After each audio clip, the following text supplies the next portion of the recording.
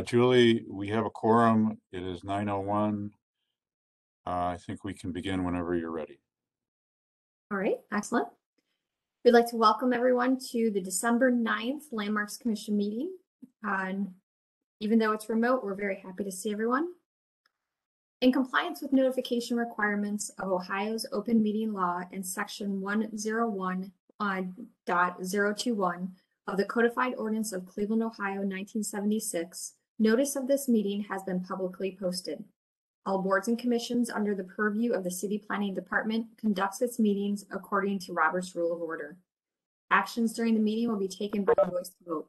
Abstentions from any vote due to a conflict of interest should be stated for the record prior to taking of any vote. In order to ensure that everyone participating in the meeting has the opportunity to be heard, we ask that you keep your microphone on mute and use the raised hand function or feature before asking a question or making a comment. The raised hand feature can be found in the participants panel on the desktop and mobile versions and activated by clicking the hand icon. Please wait for the chair or facilitator to recognize you and be sure to select unmute and announce yourself before you speak. When finished speaking, please lower your hand by clicking the raised hand icon again and muting your microphone. We will be utilizing the chat feature to communicate with participants.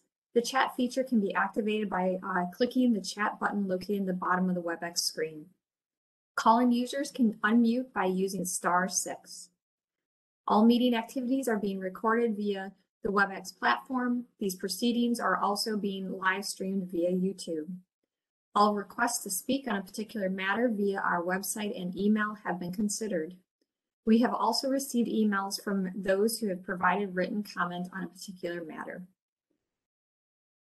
We'd like to call the December 9th, 2021 Landmarks meeting to order. Mr. Pettit, please call roll.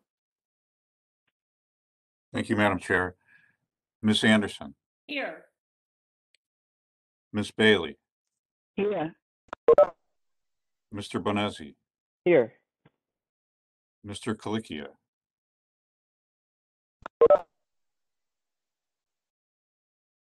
Mr. Colicchia. Director Collier. Mr. Dreyer. Here. Councilman Jones. Mr. Santora. Mr. Strickland. Yes, here. Mr. Tarasik. Here. Ms. Trott. Here. Madam Chair, we are also joined today by staff members Carl Brunges, who is our host, Emily Spasia-Schwiff, who is our AmeriCorps member, and our representative from the Law Department, Kevin Roberts. We have a quorum. Excellent. We begin today with our certificates of appropriateness. A little housekeeping to start off is that the facilitator or host controls your slides, so please announce when you would like them to be advanced. We'll begin with the Hovis residence located at 1723 West 32nd Street, roof replacement and solar panel addition. For the applicant, please unmute your mic, announce yourself, and tell us about your project. Hello, my name is David Hovis. My wife Jennifer cannot be here today, unfortunately, as she is a physician. She takes care of our nation's veterans, and she is seeing patients today. Could you please move to the next slide? So a little bit of background here. We currently live in this house. We bought the house in 2010 in the fire damaged condition, which you can see on the left. We did a full gut rehab, including a deep energy retrofit, which not only brought the house, back to livable condition, but also reduced the energy usage by 80%.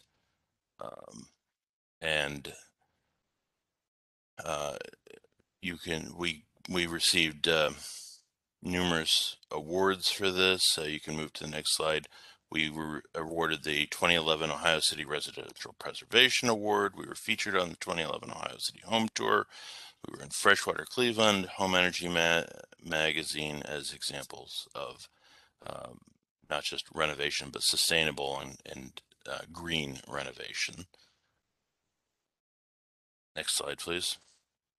We financed our renovation partly through the Cleveland Restoration Society's program as well as the cash program.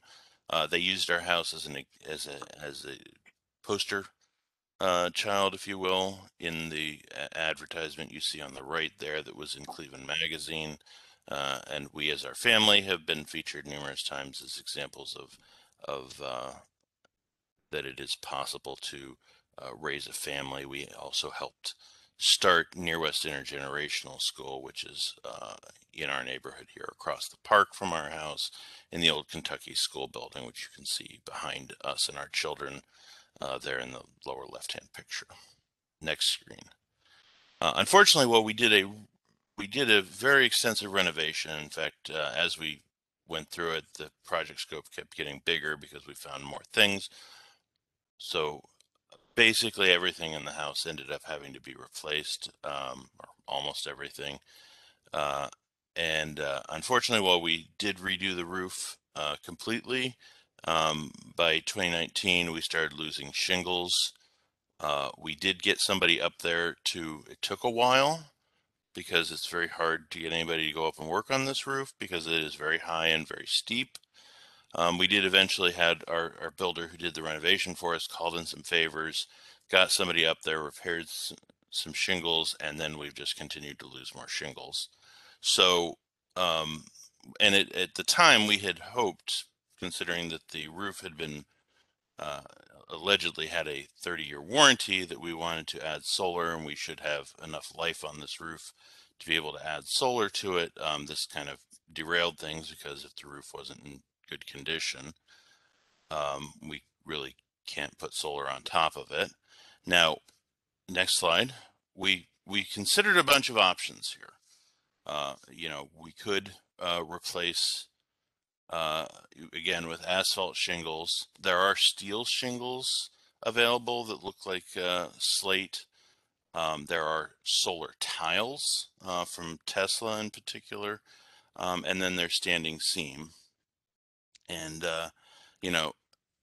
there are issues with each of these. If you there's pluses and minuses to all of these.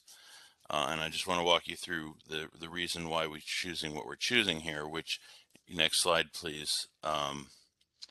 Asphalt shingles have had quality problems over the recent years. It's not hard to find stories about class action lawsuits and, particular brands and lines of shingles that just turn out to be terrible. They're cheaply produced. It is, we thought we bought good shingles 10 years ago, and clearly what we got were not good. It is possible to mount solar atop asphalt shingles, but you have to be careful about how you do it so that you don't get water ingress. Next slide. Metal shingles, certainly more durable, great appearance, but the manufacturer says this is not compatible with solar. So because we want to add solar, that isn't an option. Next slide, please. The Tesla solar shingles sound like a great idea. Unfortunately, the jury's still kind of out. The only source of these, they're very expensive, although in theory, if you combine the cost of a new roof with the cost of solar, supposedly it's a bit of a wash. But Tesla is the only source of these. They don't actually have, until relatively recently, they wouldn't even sell them in Ohio. Now they say they will, although they then immediately tack on a $20,000 out of region fee because they don't have any installers in this area. And Tesla's also sort of very far backed up. So this is, at the moment, this is not particularly an option. It's not really available. It's more of a paper theoretical availability. So the last one here is next slide, please. Standing seam metal, right? It is a historic style of roof that, well, maybe not used in this neighborhood so much. It has been used in the United States since the beginning of the 19th century.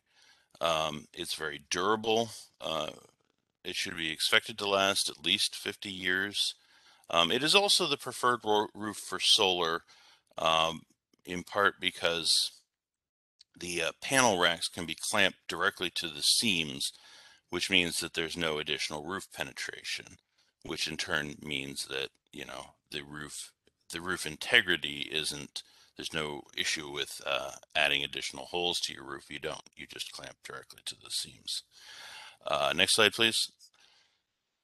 Now, there are numerous houses in Ohio City numerous prominent houses in Ohio City that have standing seam metal roofs, at least 3 of which you can see from various windows in our house because they're all within a half a block of our house. I've provided numerous examples here. Probably the most prominent is the one that's shown twice actually in the middle and then the bottom left. That is over on 1800 Fulton, which is very prominently visible as you drive up and down Fulton Avenue. Next slide, please. So what we are proposing is to put standing seam metal roof on the house. We would like to fix it permanently and not have to worry about further maintenance issues. This is an upgrade. It is more expensive than an asphalt roof. We're using First Choice Roofing, who's done similar roofs in the neighborhood, and we want to use a standing seam product as shown here in the burnished slate color. We think the house probably had a slate roof once upon a time, although it's been a long time.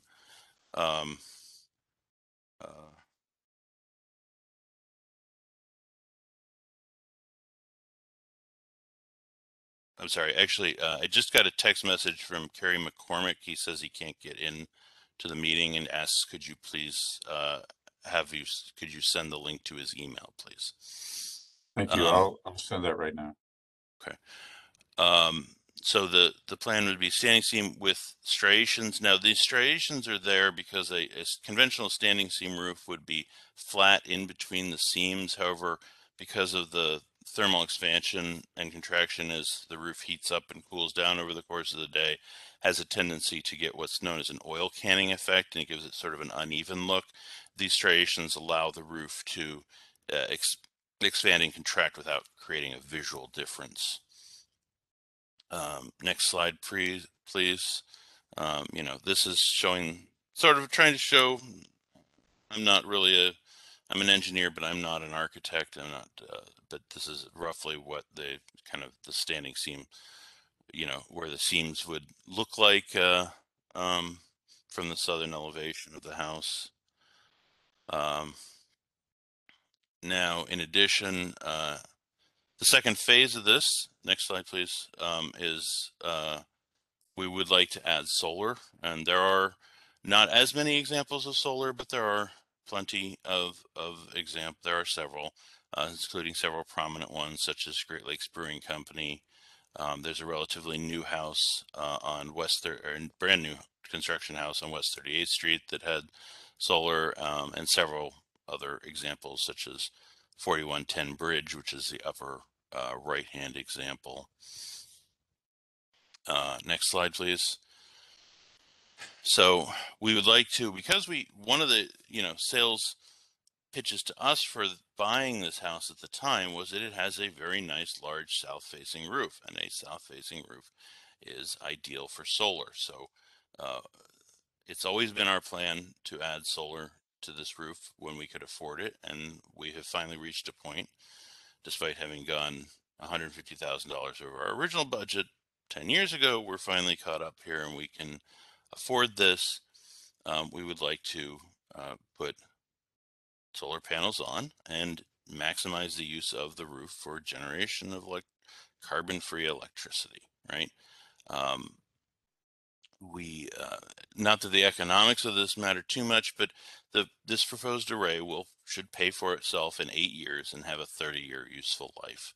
And over, you know, that will offset about half of our electric usage in our house, which will reduce our carbon footprint of our family by 20,000 pounds per year, or 600,000 pounds over the life of the panels. So next slide. It's just my summary. We saved this house from demolition in 2010, completed a rehab with an award-winning deep energy retrofit. The plan to add solar is really the only practical way we could lower the house's current HERS 38 score below and actually lower our energy usage is by we would have to generate electricity. There's no easy ways to improve efficiency. It is about as efficient a house as it can be from an insulation perspective now, despite being a 130-year-old house. The current roof hasn't held up, and the homeowners, we just do not trust current asphalt shingle options. Other options we did consider are impractical for a variety of reasons, some of which are just associated with availability, and some of them are around the compatibility with solar. Standing seam metal has been used extensively in the United States since the 19th century. There are numerous, a stroll around Ohio City, will quickly, people, I tell people about this, like, oh yeah, there's one over there, and there's one over here, there's one over here. Everybody in the neighborhood knows, is familiar, has seen standing seam metal roofs in the neighborhood. And rooftop solar is an important part of the long-term sustainability of this house, our city, and the planet. So thank you. Me to field any questions. Thank you for the presentation. We'll begin with feedback from the local design review committee. Good morning, Madam Chair and members of the committee. This is Donna Gregonis, Neighborhood Development Director for Ohio City Incorporated and Tremont West Development Corporations. So Mr. Hovis did present to us a few weeks ago, and the committee did deny this as presented because they're most concerned with how the standing seam would look from the street. But there were some other suggestions that they had, and I can list those. So the use of metal or asphalt style shingle from the front, and maybe the roof portions projecting the gable, and then use metal on the rear of the house, and to lose one panel of the solar array and push back the entire array slightly so there's a small setback from the front, if that makes sense. And then also another suggestion was to use, maybe look for a standing seam roofing in a color that matches the front roof. From then using the solar array starting to the rear, because then it would be less visible that the roof material would be changing if they were to match the color, and maybe the changes of materials would take place in the valleys of the roof, or etc. But they were trying to figure out ways to get some metal roofing and the solar, but it was denied as presented because it is very visible from the street. Thank you. Okay. Thank you, Ms. Gregonis. We'll move on to staff feedback or others in attendance from the city. I do see Mr. Brunch's hands up, and then did the councilman pick it in? Can I actually respond to that feedback? How about we hear from the staff, and then we'd love to hear from you before we go into the commission feedback. Okay. Thank you, Madam Chair. I have some additional information that was sent by Yellow Light, the contractor, and I need to confirm with Mr. Hovis that is what I am showing right now the correct layout, because there was a difference between what you showed and what was sent in for the permit application. Yeah, that's possible. They had mentioned that the particular panels they'd originally quoted, they have not sent me this, but that those particular panels are not available. There's a different, slightly better panel they were going to offer at the same price. They may have determined they can get a better packing of panels this way. I don't think it that's not going to impact the visual aspect very much, but it's the same general gist. Okay. So this is what has been sent, and good description of where the panels will be. They also sent in how they would show up in a 3D model in the different views.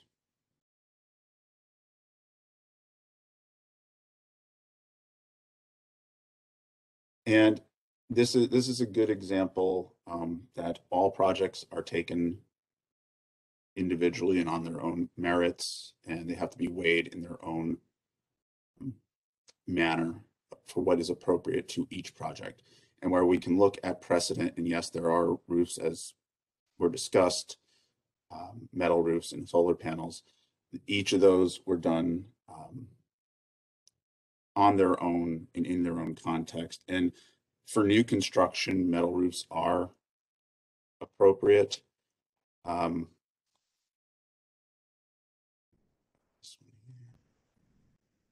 we see the metal roof?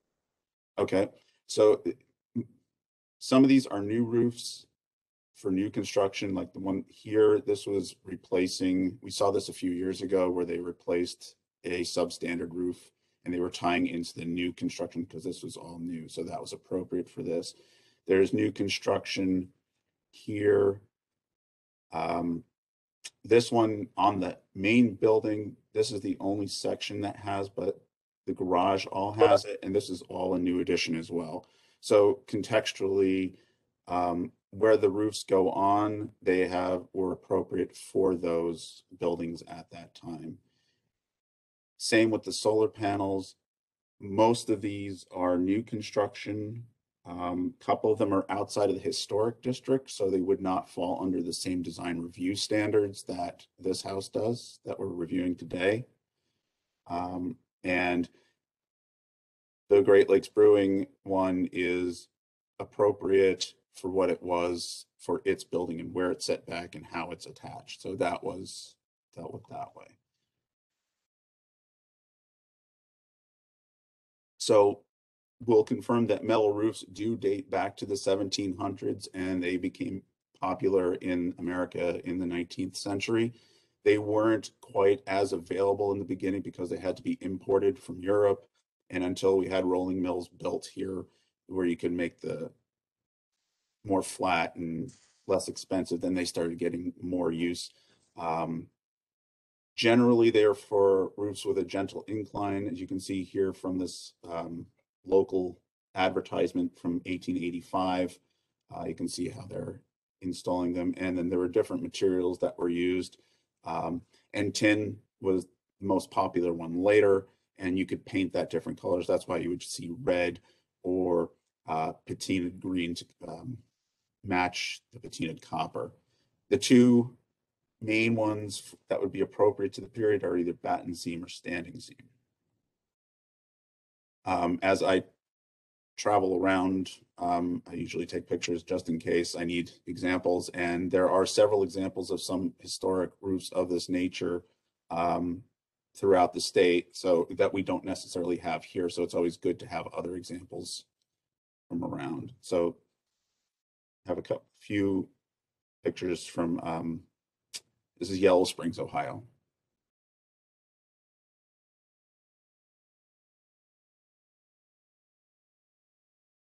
So applying the Secretary of the Interior standards, repaired rather than replaced, but then again, this would have been a slate roof due to the pitch and the time period, most likely.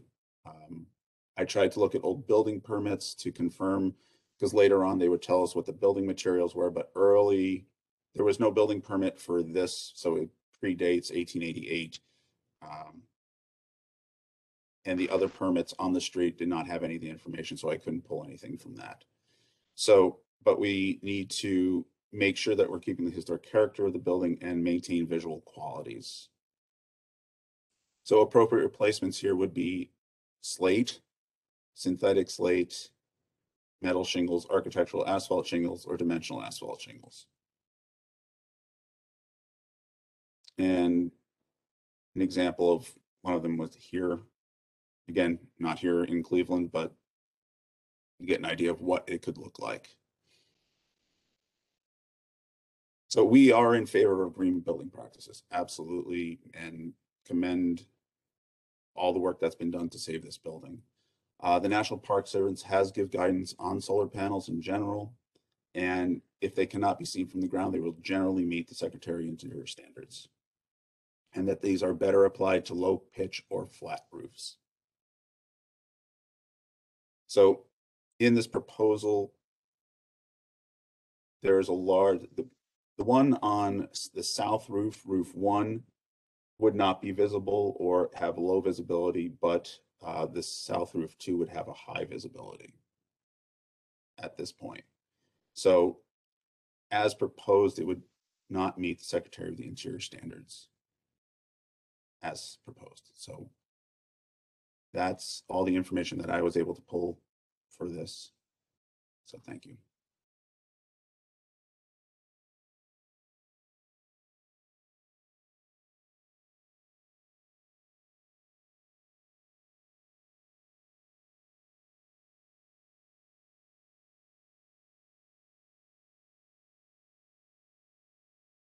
Julie, you're muted. I'm the one who's muted. So thank you, Mr. Brunges. We'll move on to Councilman McCormick. Madam Chair, appreciate you having, I always do that, so I'm glad someone else does as well. Thank you for having me this morning. Madam Chair, appreciate the commission hearing this case. Let me first start by saying that,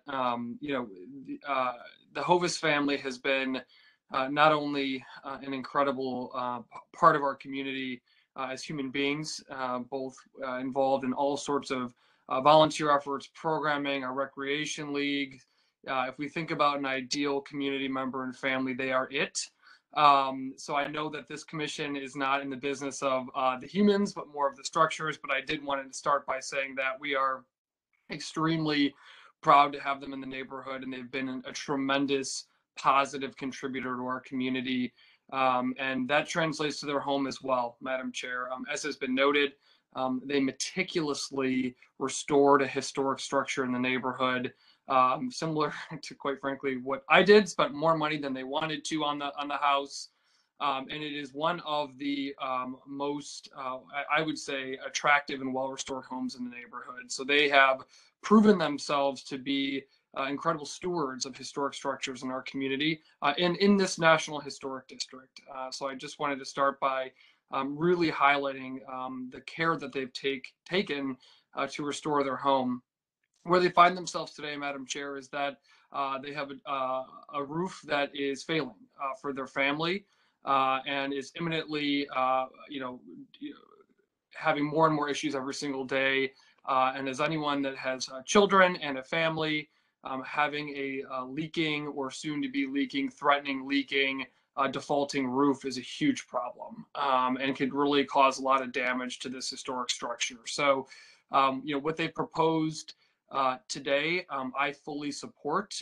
This commission has approved metal roofs in this historic district, as we saw earlier, both on new homes as well as historic homes.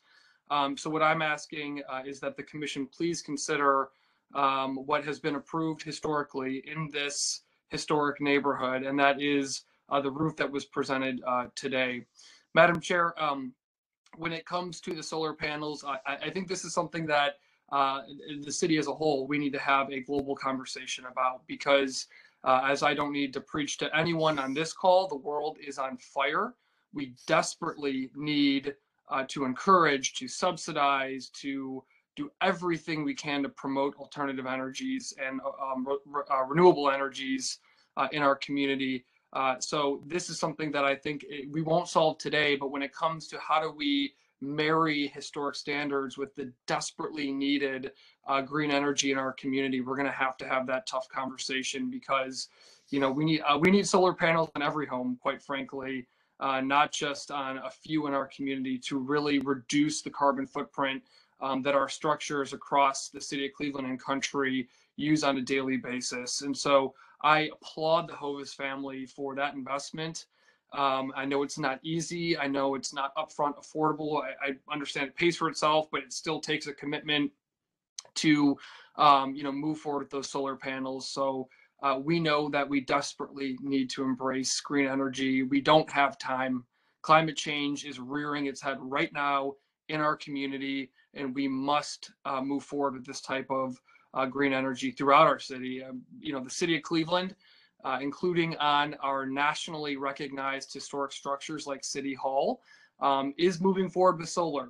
We are doing that. We have got active legislation right now to do that, to put those on buildings across the city of Cleveland, including our historic structures. So, it's not only something that I believe in, but the city of Cleveland, from a policy perspective, the mayor's administration and council agree that these types of units need to be incorporated on our city buildings. So the city is doing it. The city is embracing this type of infrastructure for our own historic buildings. And so I think it's appropriate that we support this type of infrastructure on our homes in the community. So again, Madam Chair, appreciate you giving me the opportunity today. This is a family who has spared no expense to restore not only a historic structure in our community as one of the most beautiful homes in our neighborhood, but has contributed immensely to the fabric of our neighborhood in many, many ways. I believe what they're doing is tasteful. I believe it is in the context of what this commission has supported another homes a block away from this home, quite frankly. I believe it's tasteful. And again, I think we need to take a leap on this green energy because we desperately need it. We've got a family here that is willing to install it, has the ability to install it to reduce their carbon footprint. And I'm asking providing my full support for this project.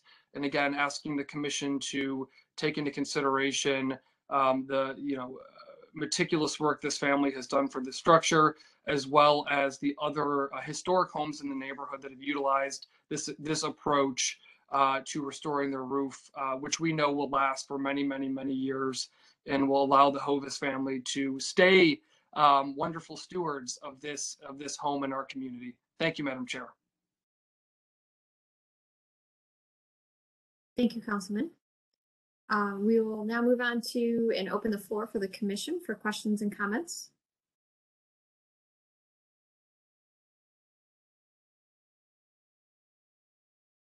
Who'd like to start us off from the commission?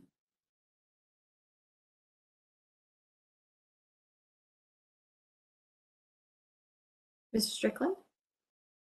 Thank you, Madam Chair. Well, this applicant, I struggle with consideration of what they're proposing here. I don't fully agree with the argument that asphalt shingles in every form and fashion are so inferior that we must substitute standing seam metal roofing for the installation of asphalt shingles. I appreciate the homeowner's frustration with having a fairly new roof, only 10 years old, failing to this extent. But it's more typical that it's an installation failure as opposed to a material failure. Even if it is a material failure, there are certainly high quality asphalt shingles that could be used in the replacement of these asphalt shingles that currently exist on the roof that would maintain their viability for the proposed 30-year lifespan of an asphalt roof. So I personally would like to see the higher quality asphalt shingles being utilized. I also struggle with the current Secretary of the Interior standards with regard to the installation of solar panels on historic structures. I would imagine that those standards are somewhat dated. I know that we are called by ordinance to follow the Secretary of Interior standards, but as the councilman suggested, things are evolving so quickly that I'm not sure that standards apply appropriately to all structures that are considering the installation of panels. So I'm looking forward to additional comments with regard to that consideration as I deliberate my own opinion with regard to the approval of this applicant for this particular project. Thank you. Thank you, Mr. Strickland. Mrs. Anderson or Miss Anderson? Thank you, Madam Chair. I first want to commend the Hovises for taking on this project back in 2010. I remember the fire. It was a horrible fire. Really, we really thought that we were going to lose this structure. It was a dilapidated rooming house. I'm sure it was, in addition to the fire, in a horrible condition otherwise. So I really commend them for doing this. As for the roof, I have a similar roof on my house. It's a very steep pitch, very high up, very difficult to get roofers to do repairs on that roof. They don't want to go up there. So I ended up replacing it, and I asked my roofer to put on the shingle that you currently have, the shingles that are on the house now, your house now. And he refused because he said he could not guarantee that type of shingle. He gave me like a 35-year guarantee on what I have. I wanted to put the shingle you currently have on my roof because I think it looks more like the slate that was originally on these roofs of these houses. But again, I could not get that guarantee. So I did get an asphalt shingle. And, in my experience selling real estate, most people do not have problems if they put a high quality asphalt shingle on their roof. They can last, 30-year shingle can last and last. They just hold up, they don't blow off. It depends on the quality of the shingle. So I'm inclined to agree with the local design review committee on how to handle that. As for the solar panel, I feel the same way as Commissioner Strickland. Things are changing, and I normally embrace the guidelines of the Secretary of Interior, but the solar panels are something that's not permanent. I mean, they could be removed if the technology changes, or they're able to make them smaller at some point. But again, I struggle with that. I realize we do need to make our homes more energy efficient, especially these large older homes. So those are my comments. So thank you very much. Thank you, Ms. Anderson. Other questions or comments from the commission?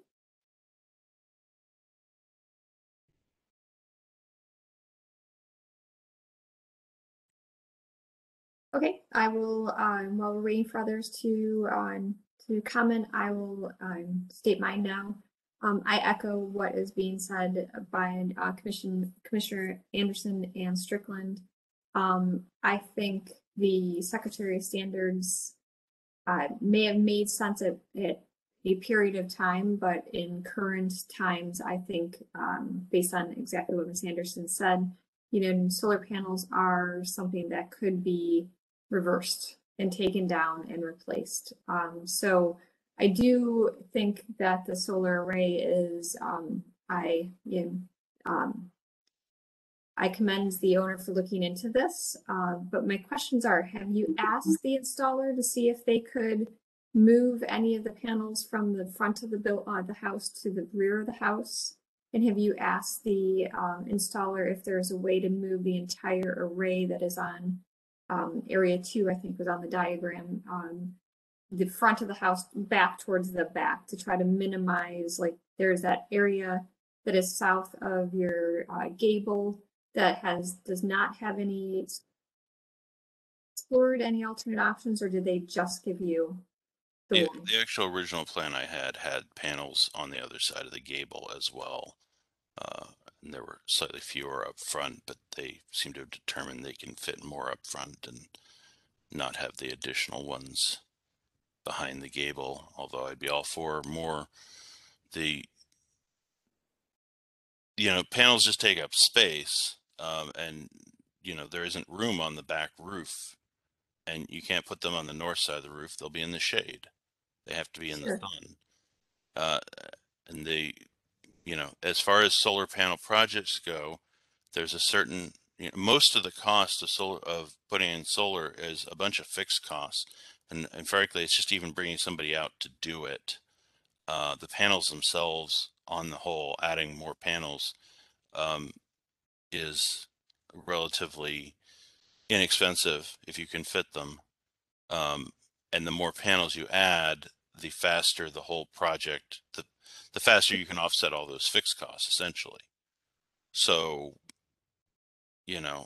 reducing the suggestion from the local design review to eliminate the panels on the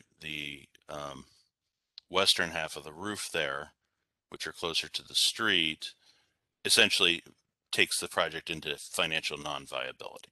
Simple as that. It just makes the solar unviable, because the fixed costs will not go away. Sure.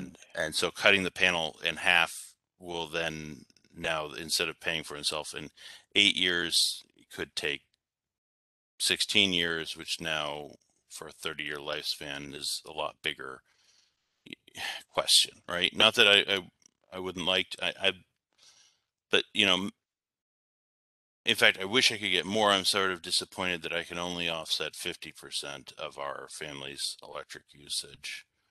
Sure. But that's the limitation of how much square footage we have. I would also like to say that, there, if we were not proposing the solar, then I would probably be looking at metal shingles, right?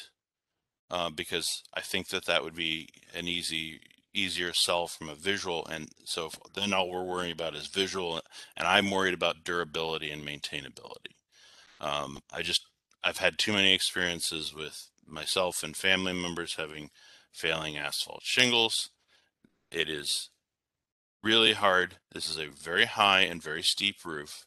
In fact, when we did the renovation in 2010, which was the bottom of the housing crisis in many ways, it was super easy. We could get, our contractor was able to get tradespeople in to do every aspect of the house easily, except roofers. We went through 7 sets of roofers to get the original roof on this house. Most of that was not actually the shingles itself, but doing some of the insulation and roof reconstruction work. But Sure. it was, and that was a time when nobody was doing renovations, nobody was doing new construction. So we think it's great that you are now replacing it or looking to upgrade this. Unfortunate circumstances why you're having to do this. But do you mind just answering my question? For what you just mentioned, the panels themselves are fairly minor costs. Could you shift at minimum the panels at the front of the house, if not the 6, and shift them back towards the back, so that rather than having 3 rows in the front, did they explore to see if you could fit 3 rows in the back of the house to try to pull the line where the panels start away from the front of the house? I don't put them on the other side of the gable to try to once again reduce the amounts that are visible from the street, but still maintain the proper number to achieve your goal of cost savings. I mean, the goal was, how many can we get up there? And in order to get an adequate number, you have to put some in front of the gable. I'm not sure that removing the 3 closest to the edge, when you look at the several examples, and yes, I know a few of those aren't technically in the historic district, but they're in this neighborhood. They bringing them right up to that front edge is actually, I feel like it's less of a visual impact than, for example, the Great Lakes Brewing Company one, where it's clearly they set it back, but I don't know why. It just, you look at it and say, why did they not put more shingles or more panels up there? I think the visual impact is bigger that way. So it's your preference to keep it the way it is. They haven't done the study to see if they can move it in the back, is what you're saying. Well, no, I mean, again, if you look at my presentation, what they had sent me before, admittedly. So apparently you see there were two, no, it's all the way down at the end of my presentation, or nearly the end. This was what I had before, and you can see there are two panels south of that gable, but they're now, I guess, in between this and now, they determined they could fit 3 rows of panels. It does simplify installation a little bit not to have a stranded set of panels back behind that gable.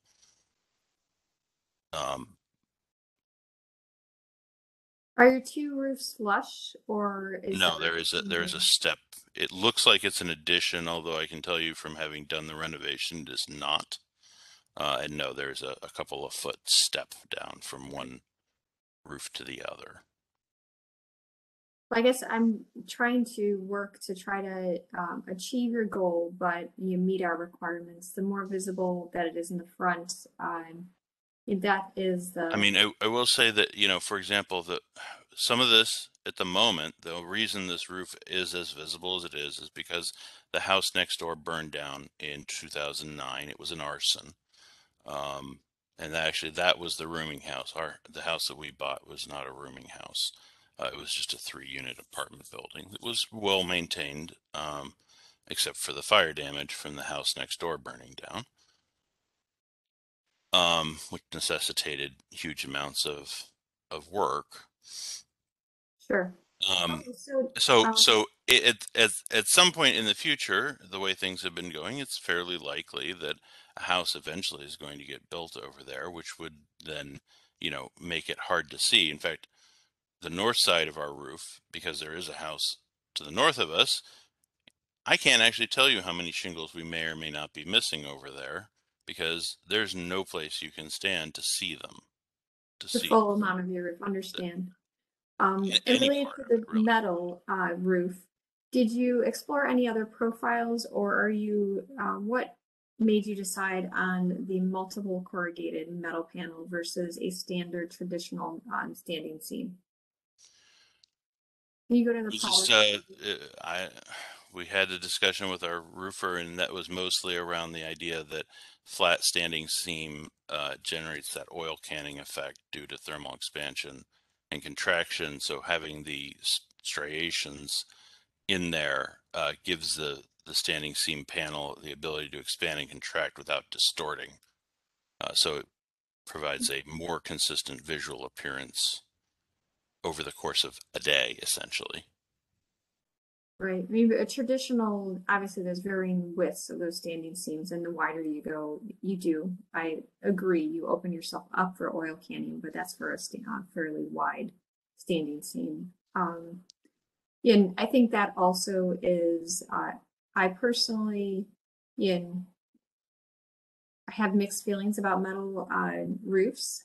I think the more traditional profiles make it more appealing to me personally than the more modern profile with the corrugated, because it definitely does take it in a direction that is not appropriate for the aesthetic of these houses.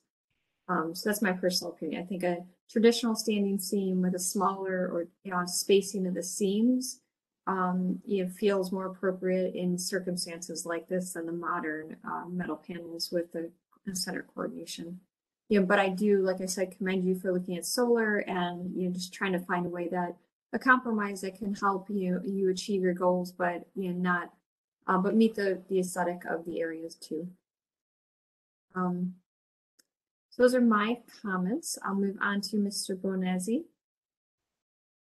Thank you, Madam Chair. I just wanted to regroup because it's like there's 2 issues and I wanted to touch on both of them. One is the solar panels, which I think could be solved with a rearrangement, as all the fellow commissioners have said. I think the other condition is in the actual roof material itself, which is, there's something particular about your house when I was looking through all the other examples that is interesting, which is that at the north, I'm doing my directions, sorry, at the northeast corner of your roof, there's a mansard condition where the north wraps onto the east. And in doing so, it's very, challenging to say, because of that seam basically blending around the corner, it's hard to say, we're going to put one material here and another material here because ultimately whatever you do choose for your north elevation is going to blend over to the street edge. And so I think if there's another condition is like, okay, maybe the change of material isn't as much of an issue, but in this condition, how you mitigate those materials is incredibly important. So I think it also comes down to, you know, the discussion of roof material. And, you know, personally, I do agree that though it would be much easier to install, you know, the solar panels on a standing seam system, I think having that standing seam wrap at such a steep pitch onto the main elevation of the house just degrades its historic integrity. So in that sense, I would agree that, you know, a high quality asphalt shingle would actually be the preferred choice in this situation. Though I know that's probably not, you know, happy to hear considering your disdain for your current roof, which is admittedly upsetting. I would be personally very upset if my roof was failing after 10 years. But I think that's just the situation at hand is due to the geometry of your roof. It's a very important, crucial thing to think about. How this material is going to affect the main elevation simply because it is one elevation in a sense due to that geometry. I don't have a recommendation as to, you know, which to go for. I would probably sway in the opinion of the rest of my commissioners that the standing seam isn't appropriate in this case. And, you know, we always talk about, well, there's precedent, but I always like what Carl reiterates, which is that every house is unique, every project is unique, and it has to be taken with its own considerations. And in this case, my consideration is that, you know, metal might not be the right choice. But as for the panels, which I completely agree that I'm so happy that someone wants to have renewable energy in their house, I think it's a geometry problem at best. You know, there's always ways to rearrange things. I get told to rearrange building floor plans 20 times a day, and you always find a way to rearrange something. So I think that's a conversation that could be had with your installer, being like, is there a way to, you know, shift some of these? I don't know if they can turn or not, that you could maximize your space in the back of that north elevation. That's not my expertise, but I think it's a conversation that should be had about maximizing as much as you can on that back elevation, and then seeing however many need to bleed onto the front, you know, to meet your necessary values. But those are my comments on the current situation. So thank you, Madam Chair. Thank you, Mr. Benezzi. Mr. Brunges? Thank you, Madam Chair. I just want to add one, that the National Park Service guidelines were printed, or the bulletin was in about 2011. So it is within the last 10 years that those guidelines came out. I was in attendance at the design review committee meeting, and Mr. Hovis, you mentioned potentially adding a garage in the future. And I'm wondering that if a garage is built, that might be an alternative to place some of the solar panels to help defray that. I don't know. I think what I may have mentioned was we do own the lot to the south, and had we, it's sort of a long story there, but we bought the house, did the renovation, we made an offer on the lot to the south. In the meantime, we went $150,000 over budget, and then as we got to the end of the renovation, the people who own the lot accepted our offer, and we had to scramble to buy it. Had they been at the beginning of the project, our thought was to we would have consolidated the lots and put a garage over there. That's not currently a plan. Our thinking, we've kept that lot separate. It's buildable. I think the future for that lot is a house that may have a garage behind it. But that is not, we do not currently have any plan. And what got brought up, made a suggestion, was that we could put the panels on our side lot, which would require us to put an accessory structure on a lot that is vacant, which isn't permitted. So, and then also, you know, impede the possibility of putting a house there in the future. So it's not, doesn't make any sense. You know, right now we have kept that lot because I had small children when we moved into this house, and they're getting to be bigger children, but we maintain that yard as a place for them to play. And never mind that then also there are issues of if we put solar panels down closer to ground level, they would be shaded by then. When we first moved here, there was not a house to the further south lot. There is one now. It was built a couple of years ago. So any solar panels down there would be shaded. In any case, it's a moot point. You can't do it. The place to put solar is up high where it doesn't get shaded, and these are where you put panels up high so they don't get shaded. You know, I think if you look at the examples, right? Well, this is not my presentation again, but my examples on slide 14. I don't think the visual impact slide 14, so one up of other examples in the neighborhood and nearby, one slide back.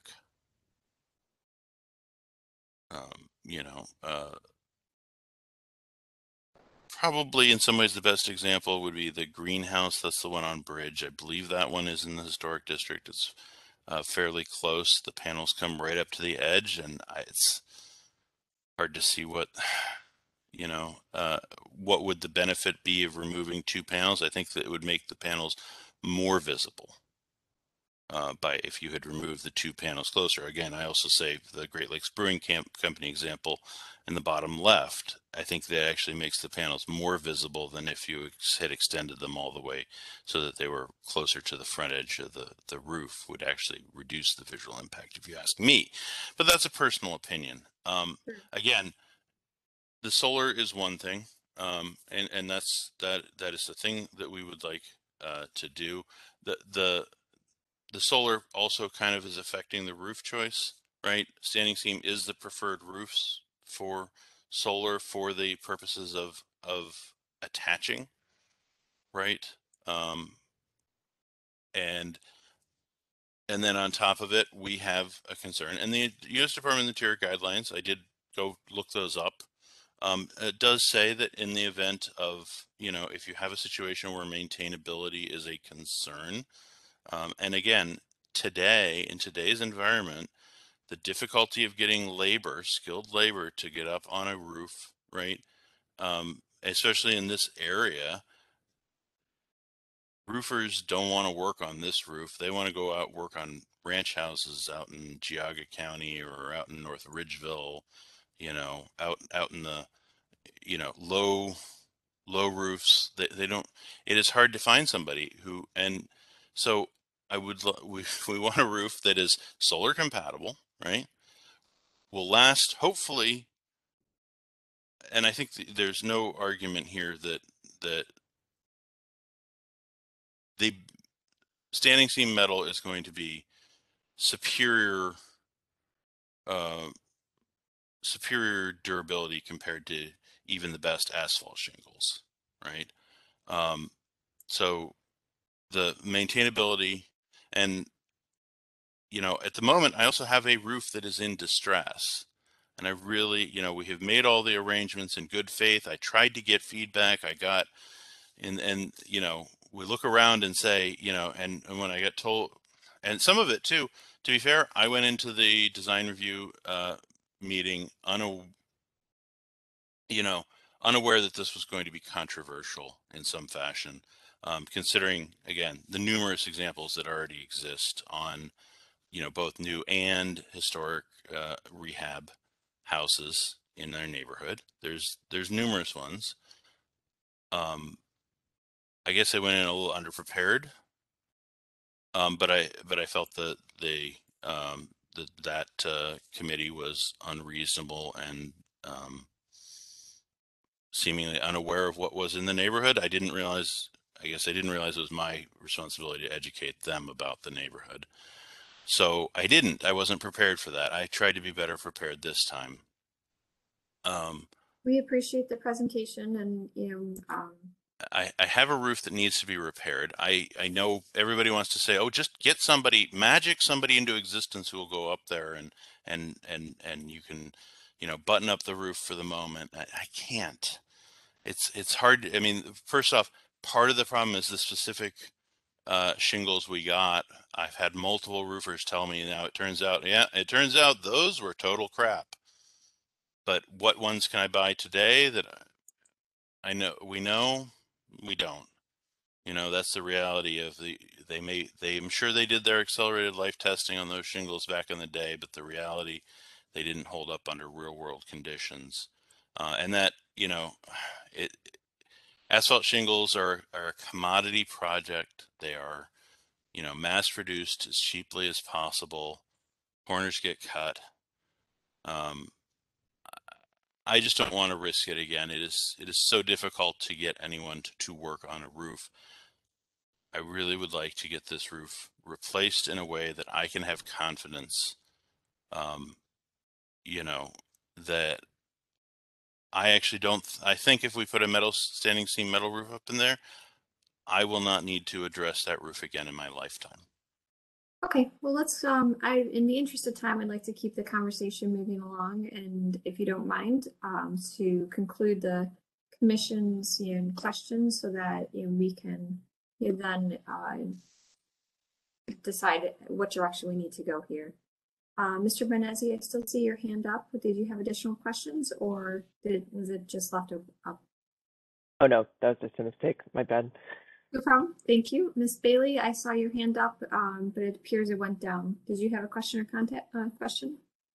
No, I mean, I did add it up, but I don't want to open up another concept because I understand and I appreciate Mr. Hovis for going environmental, trying to bring solar panel, trying to bring another option in for clean energy. I really appreciate what your was to bring more than 50% energy into your home, and that's your goal, and I really appreciate that. But also, in a way, agree with the commission, but also had another option to think about. I was looking at my phone, but then I don't want to open up some other option that Cleveland may not be ready for right now. So I don't want to mention that. Thank you. Okay. Thank you, Ms. Bailey. To the applicant, I see that your manufacturer also has the metal shake. And what was your installer's view on that type of product that is more of a traditional layout? Again, I inquired about the metal shake, and I was told that the manufacturer of that did not recommend its use with solar panels. That it wasn't, there was no way to attach solar to the roof safely with the metal shingles, which is why. And again, I want as a homeowner,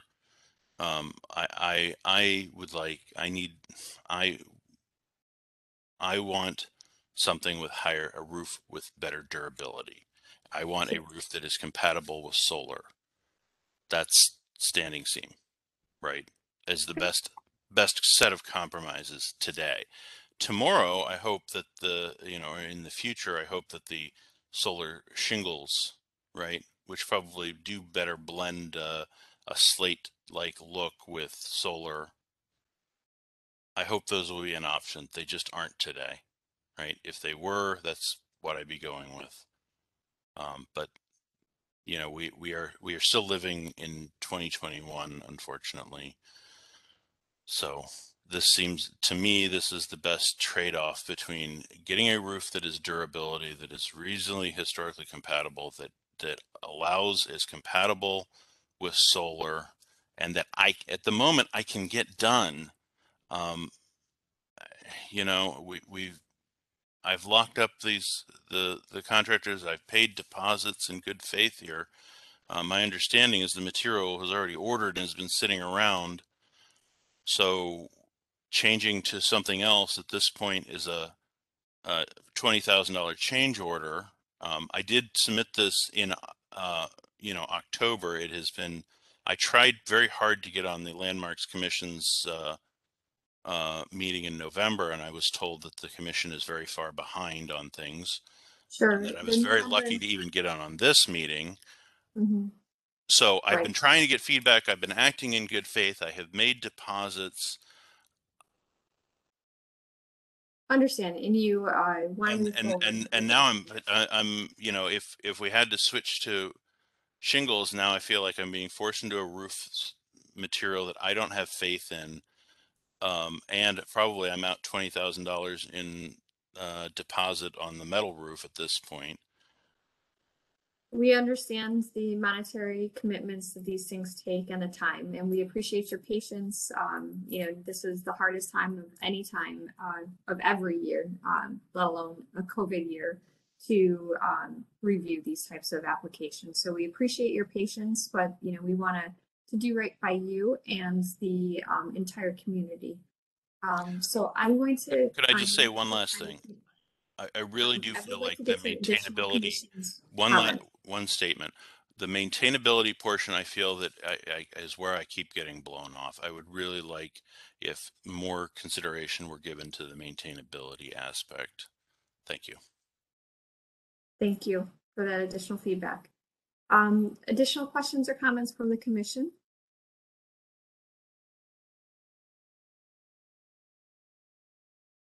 Would someone like to put forward a motion?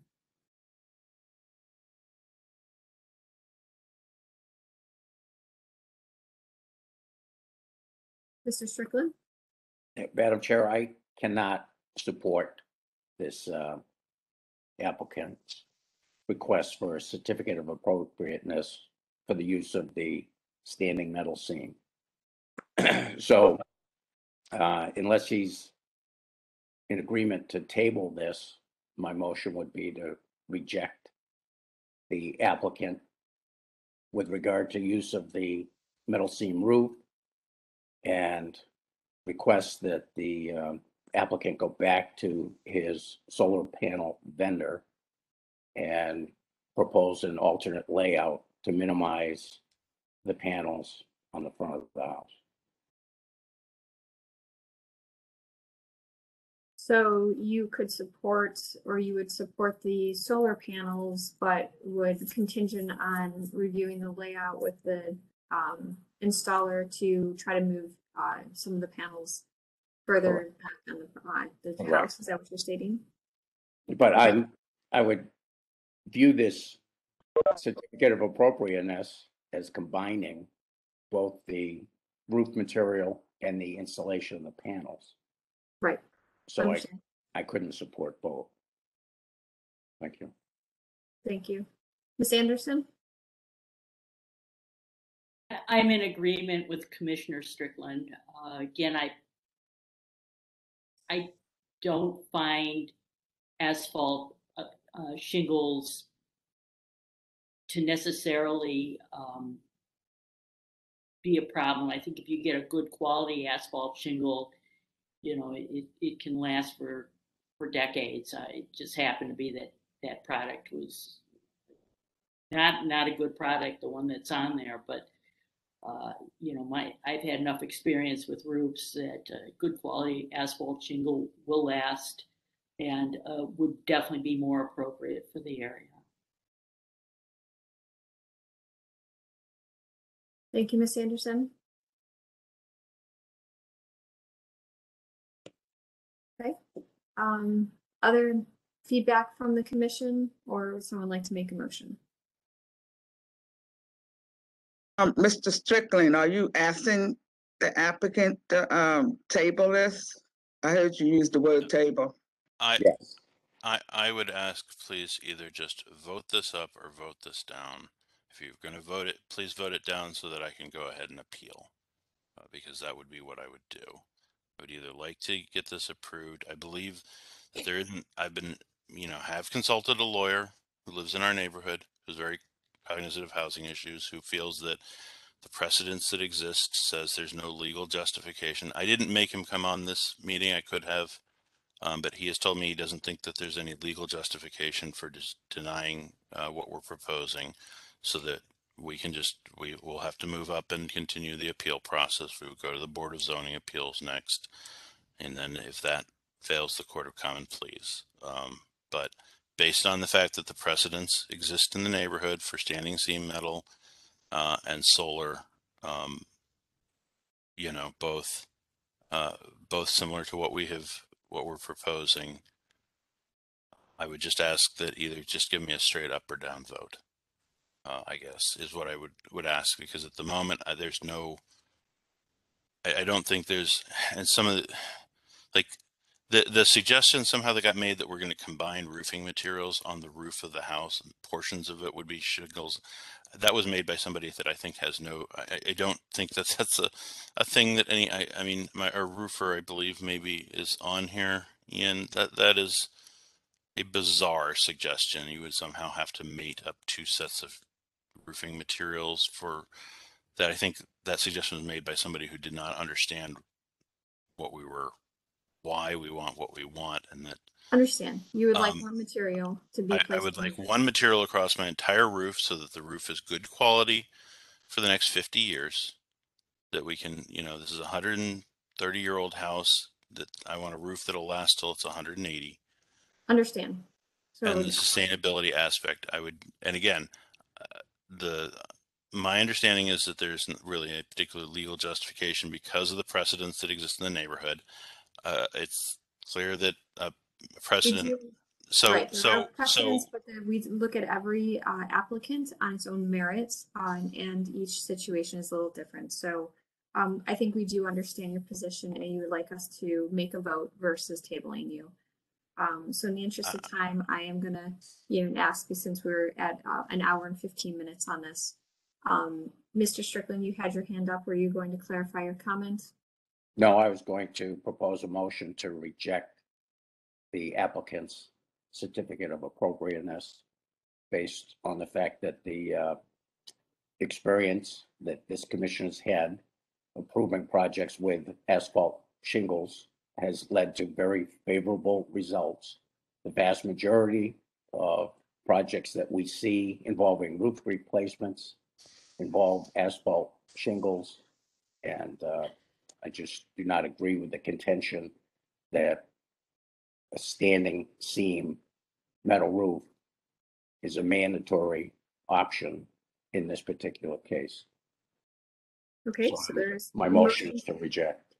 There's a motion to disapprove or reject on the table. Do we have a second to that?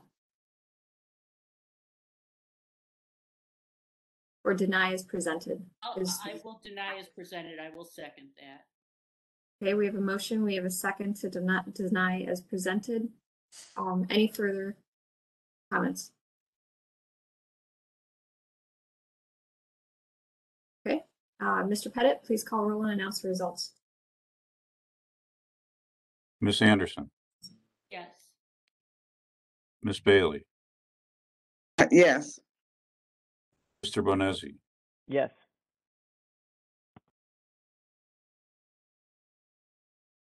Mr. Dreyer, Yes. Mr. Strickland, Yes. Mr. Tarasik, Yes. Ms. Trott. Yes. So Madam Mr. Chair, the motion passes, the motion to deny passes unanimously.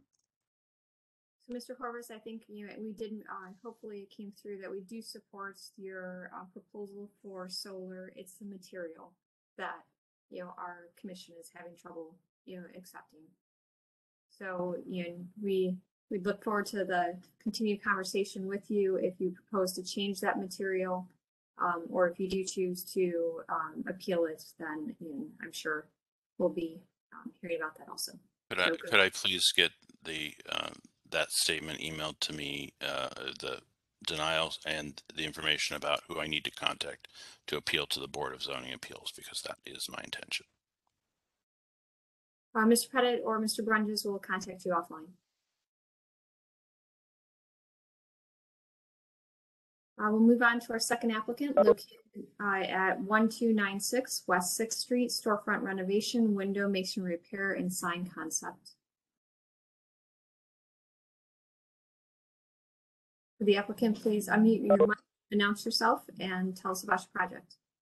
Yes. Hi, this is Melissa Spires with Berardi Partners. I'll be presenting this project. Can we go ahead and go? Yes. Okay, thanks. Can you hear me all right? Yes. Okay, awesome. Okay, so this project is 1296 West 6th Street. This is phase 2 of the project. We were here back in June, I believe, with phase 1 of the project that was approved. Next slide, please. Okay, so this is the project location. The project is located on West 6th Street, just north of St. Clair, West St. Clair Avenue, and adjacent to the Hoyt Block building. Next slide. Here are a few historic Sanborn maps showing the building location in the red outline. You can see it was an infill project it was built in 1920. Next slide. Here's an aerial image of the existing building with the Hoyt Block building on the left and the Worthington Yards project in the rear. And you can see the courtyard of the Worthington Yards project is directly behind the building. Next slide. Here's an existing photo of the building. Next slide. This outlines the phase 2 portion of what we are actually asking for approval for.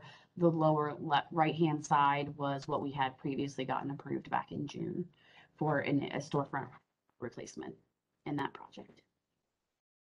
The restaurant that is in that space is, currently being constructed. You're fine. Go ahead to the next slide. And next, we just have a few historic images of the building. This is from 1930s. It's kind of hard to see, but the image on the right is zoomed in, so you can see the building a little bit better. Next slide. Here's an image from 1990 showing the mostly historic storefront and windows on the front facade. Next image. From 2001, where they were replacing the storefront on the southern Storefront Bay with a non-historic storefront at that time. Next slide. This is that storefront, zoomed in portion of that storefront that they were replacing. Next slide. So the current scope of the project that we are working on for the basement is just we are adding a stair and an elevator on the south end of the building. So that is the extent of the scope in the basement. Next slide. On the first floor, you can see that stair and elevator on the southern portion of the building with a corridor that goes out to the front of the building.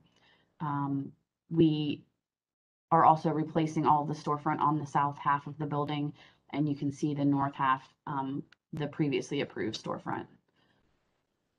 Next slide. The main portion of this project is we are renovating the second floor of the existing building to have 7 new dwelling units. There'll be apartment units, and you can see the stair and elevator on the south.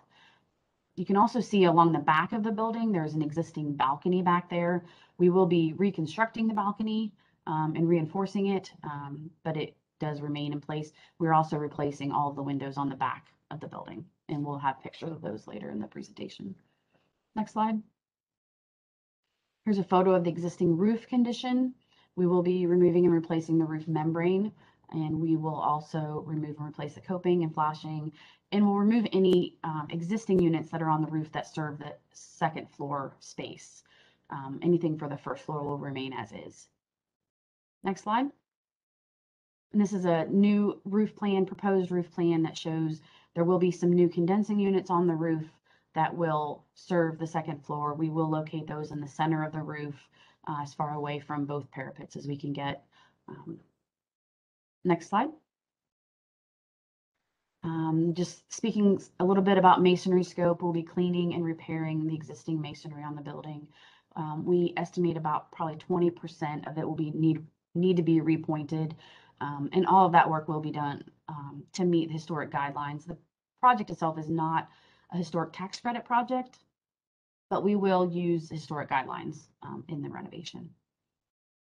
Next slide. Here are some close-up photos of the existing storefronts on the southern part of the building that we will be replacing. Next slide. And here's just an elevation showing the demo of the existing storefronts. Next slide. And then the proposed replacements. Now, when we went to Warehouse District, they did ask us to remove where we have the double door setback on the center bay. They did ask us to remove that vertical mullion, which we are happy to do, and make that like a bigger pane of glass there beside the double door. That double door, just to explain why that one is double and the other one is a single door, that double door will allow us to have an assembly usage in that center tenant space, which the owner is still working on tenants for the space, but that allows us some flexibility to get a larger assembly usage in that center bay, where the southernmost bay is for the residential and for a much smaller tenant, so the single door will still work. Next slide. Here are some details of that storefront replacement. This shows the existing bulkhead below the storefront. We will be reconstructing that with very similar details. We'll study the details of the trim and everything that's there and reconstruct those as closely as possible with new materials. We're proposing to do that with either wood or hardy panels and paint it out to match the storefront in the bronze color that matches the adjacent storefront on the northernmost portion of the building. Next slide. Moving upstairs to the windows on the second floor, we'll be replacing all of those windows. These are photos of the interior and exterior of those existing windows. Next slide. Here we have elevations of the interior and exterior of the proposed and existing windows. The existing window, the center existing window currently is a center pivot window. We will be replacing that with a fixed window and have the single hung windows on either side of it. We are going back with Quaker historical H650 single hung windows and the 450 fixed windows in the dark bronze color to match the storefront downstairs. Next slide. And here are some details of those windows with the existing moldings and brick molds and the existing or the proposed panning profiles to match those as closely as possible and to match those dimensions as closely as possible. Next slide. Here's a proposed elevation, again, just to reiterate what that's going to look like when it's done. Next slide. And there's a rendering showing the new storefronts and new windows with the bronze color on it. Next slide. As for the rear of the building, as you can see, there are existing openings back there, but they have mostly been boarded up. There are a few aluminum storefront doors that are there. We will be removing all of obviously the plywood infill and the storefront that is there and replacing that. On the left-hand portion, photograph there, you can see there's a brick wall in front of the building wall, I guess, and it has some existing openings. I just want to reiterate that the moss color covered wall in the forefront of that photo, that is on the adjacent property, that is not on our property. So we are not allowed to do anything to that wall. There are existing openings in that just go to an open space on the other side of the wall, but we will not be doing anything with that. And we've talked with the building department about that, and they've confirmed that we can't really do anything with it. But the wall of our building that you can see behind that is the wall with all the openings that will be infilled with windows. If you go to the next slide, we can see they're proposed. Oh, sorry. So this is just an elevation of our building wall showing all the openings for the windows and door openings. And there also is a lot of HVAC stuff that is happening back there that is existing. Next slide. And so this is what we are proposing to infill all those openings with new aluminum windows and aluminum storefront doors with transoms and side lights, and to put new screens over that existing HVAC equipment that's back there. Next slide. Here are some details. Again, we're using the Quaker historical H650 windows, single hung windows in the arched openings. Next slide.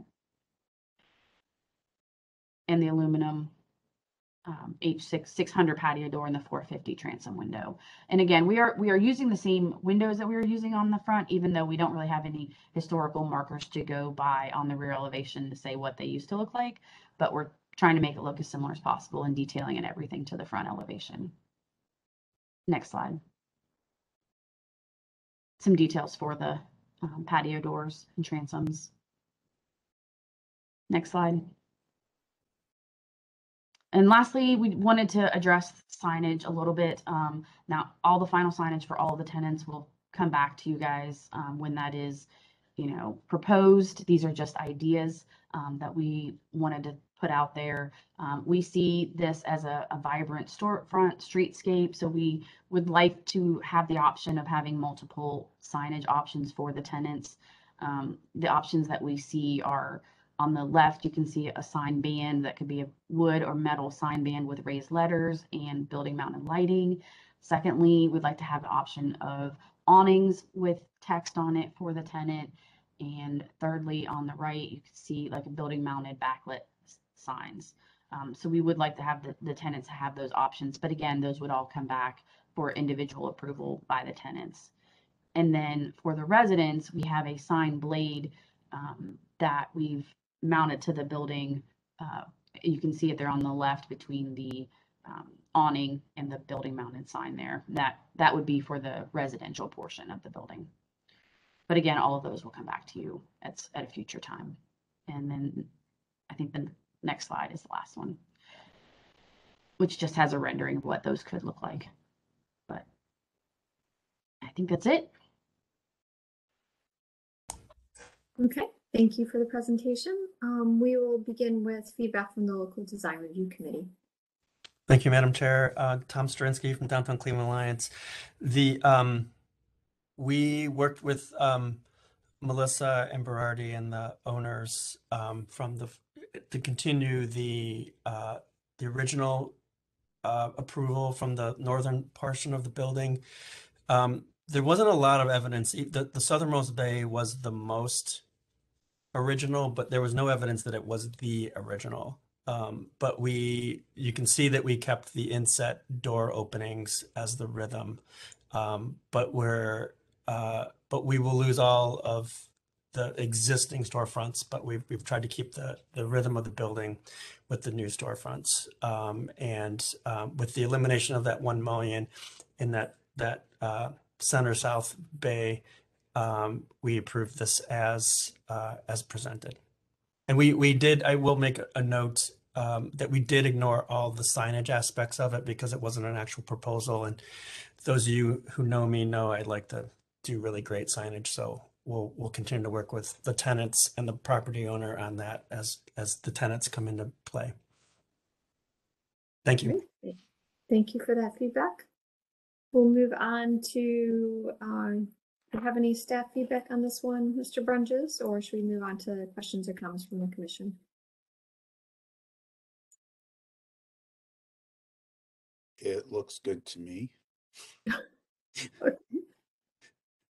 The only recommendation I would have for signage is maybe a signage plan for the building. But that's not really on the table. It's something to look at because up and down the street, the buildings do, like the awnings have uniformity and such, maybe something like that to be considered. So signage standard for the building would be a potential idea. Okay, excellent. We'll move on to questions or comments from the commission then. Or do we have Councilman McCormick still with us? I did not see him in the list when I looked earlier. Okay, so we'll move on to questions or comments from the commission. Ms. Bailey? I like the design and thank the architect for continue with the design and keeping the same character of the building. I just only have 2 questions. Can I see the original existing condition of the same storefront?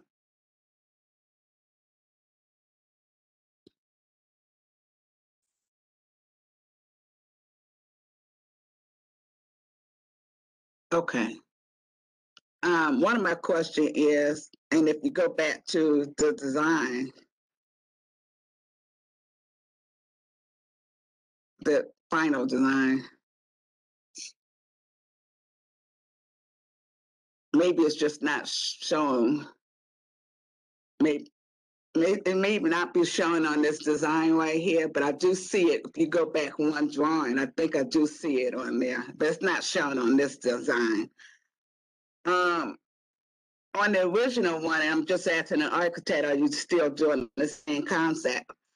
At the bottom, are you still continuing the same concrete base where the window storefront going to kind of basically sit right on top of the concrete? Is that same concept still going to continue? Yes, there's an existing curb there, if you will, that's under the storefront. That will remain. Yeah, that same. You're still going to continue it.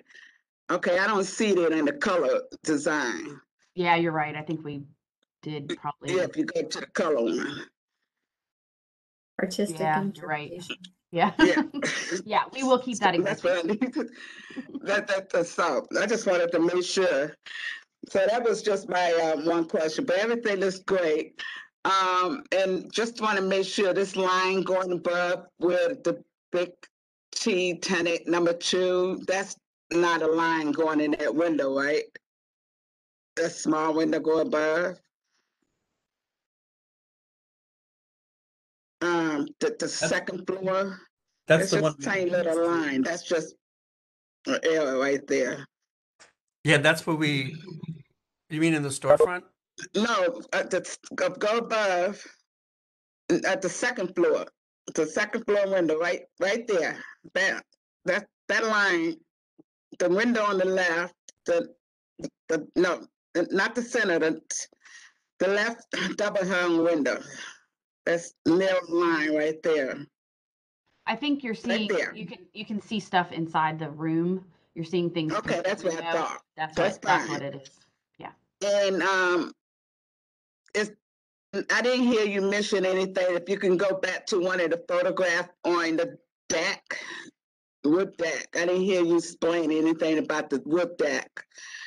Is that part of the neighbor owner? Is this part of the project? You didn't say too much about that. Nope, you're right. The deck itself is ours, and we are going to be reconstructing it. So we'll take it down and explain more about that, because you didn't say too much about that. Okay, yeah, it's still going to be a wood deck. You can kind of see on this view, we'll have new aluminum railings between the apartment patios, so they'll each have an individual piece of that back deck. But we will construct that with new wood decking. I don't think we haven't decided whether it's going to be real wood or composite material yet. But we'd be open to either one of those. But yeah, it'll definitely be a wood construction of some sort. Oh, so you haven't really decided on that right now? No, I mean, we're open to either one if it needs to be one or the other, but I'm gonna say it'd probably be composite. Okay. All right. Thank you. And it's great. Thank you. Thank you. Thank you, Ms. Bailey. Ms. Anderson? Thank you, Madam Chair. Yeah, this project is going to be a great improvement for the street. I have a question. I think this came up in the last presentation for the Northern Bay. The bulkheads, do we have any inkling of what they originally looked like with the, excuse me, hang on. Sorry about that, I have competition back there. The original profiles, or if there's, oftentimes there were, window lights for the basement. Do we have any inkling of what might have been there?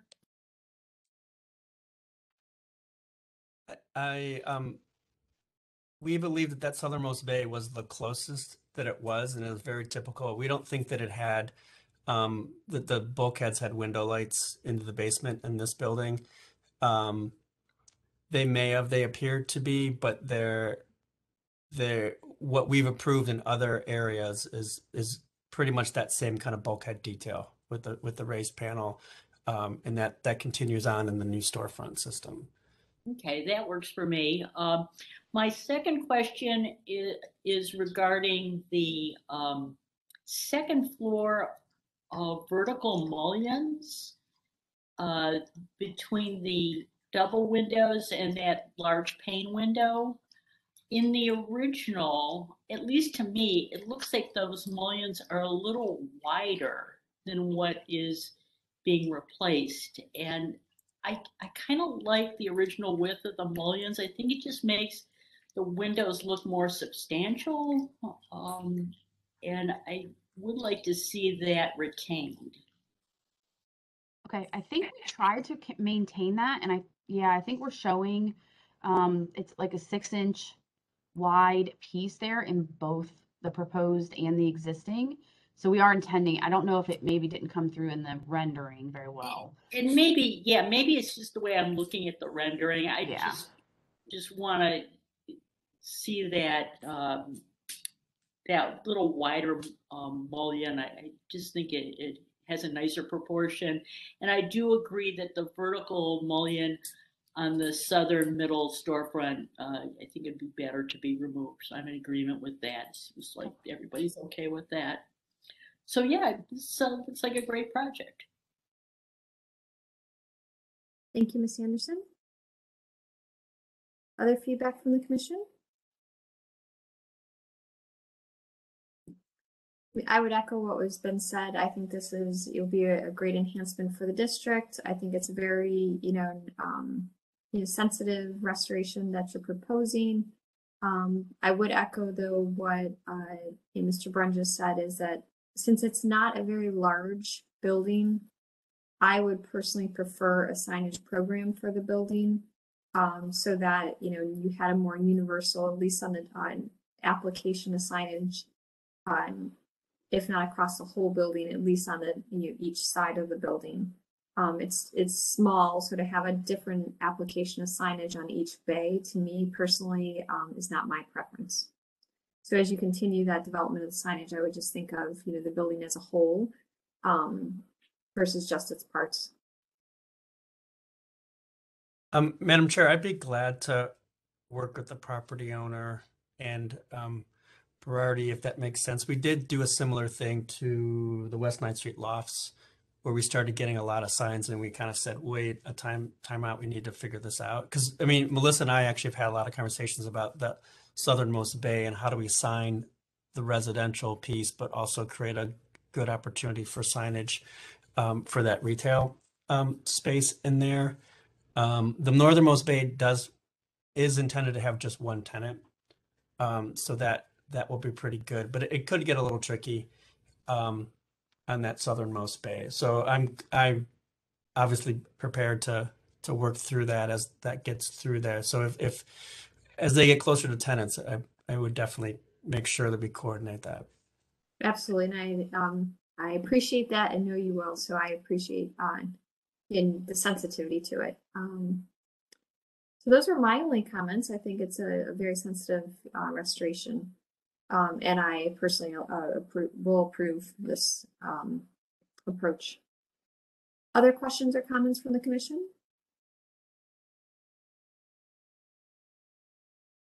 Okay, would someone like to put forward a motion?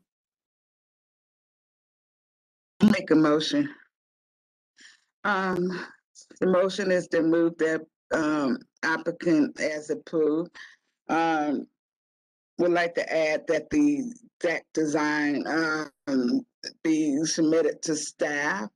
And if the staff feel that it needs to come to the commission along with the signage in the future, that'll be their discretion.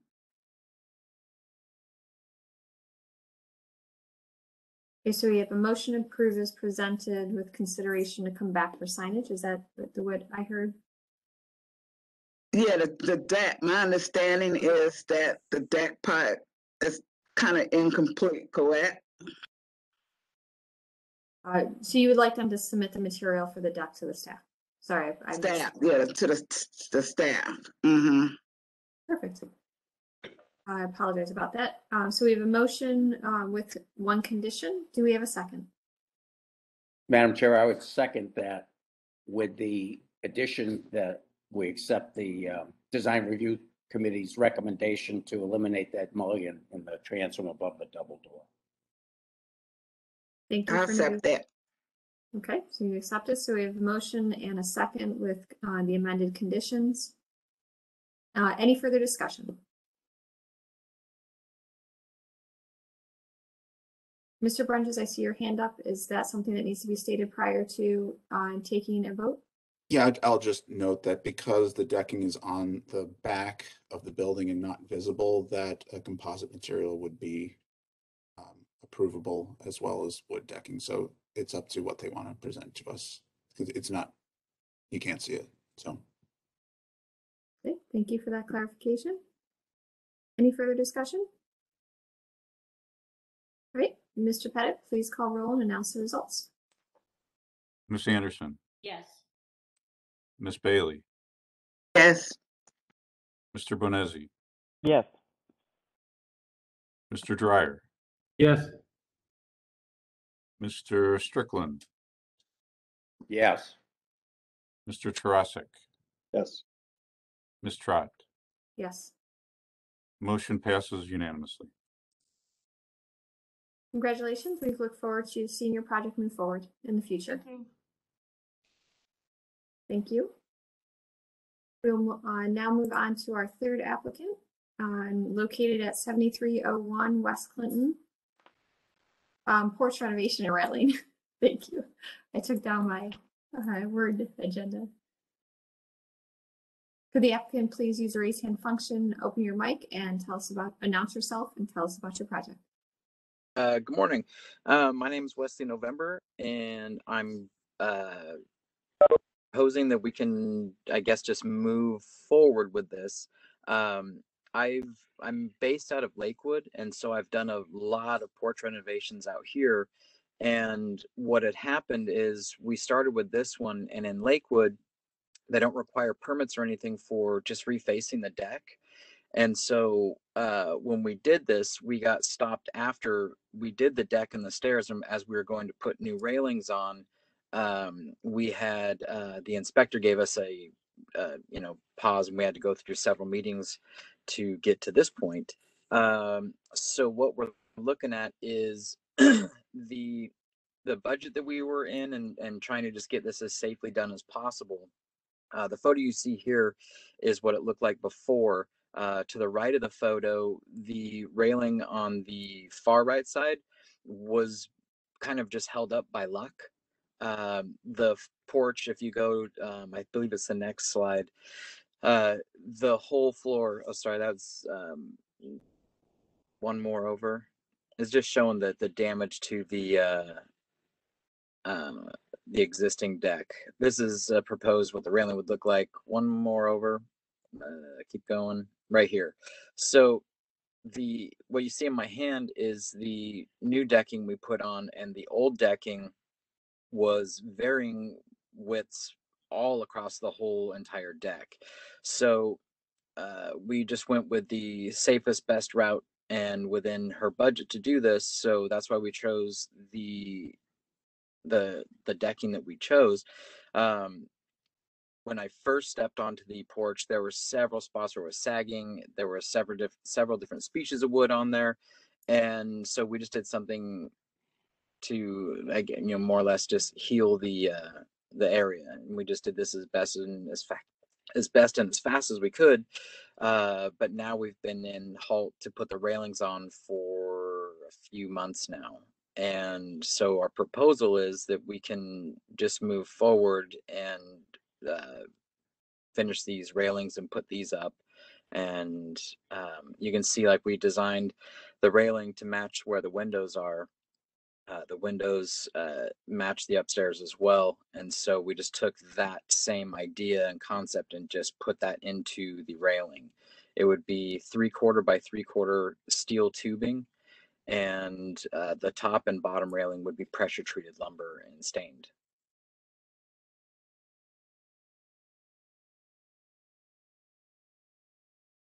Okay. Thank you for the presentation. That was it, correct? I'm sorry? That was your complete presentation? Yes. Okay, I didn't want to move on if you were not done. I didn't want to That's interrupt you. fine. Okay, so thank you. We'll move on then to feedback from the local design review committee.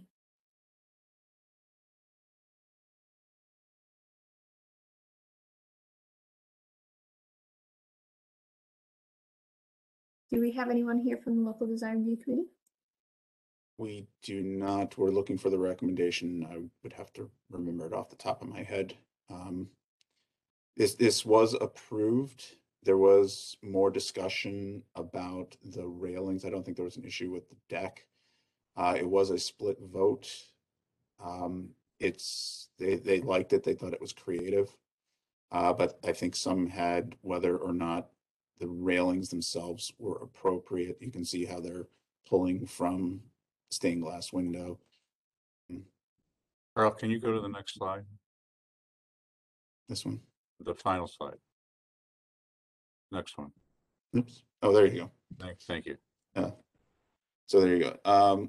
Recommend that they accept the work done and proposed 4-2. Okay. So yeah, it was more about the railings than the deck. Got it. Thank you for clarifying that. We will then move on and open the floor for to the commission for questions and comments. Ms. Bailey, do you have a question or comment? I mean to have my hands up, but can you zoom in? I really like that one photograph, that one right there. But can you go back to the black and white original one? That one? Can you, is any way you could zoom in or not? I have to use mine. You would have to. I'm just curious how the rating look right there because it almost looks the same as very open. It is the same railing. It just had some extra decorations put onto it. This middle. Oh, part. okay. I see. All right.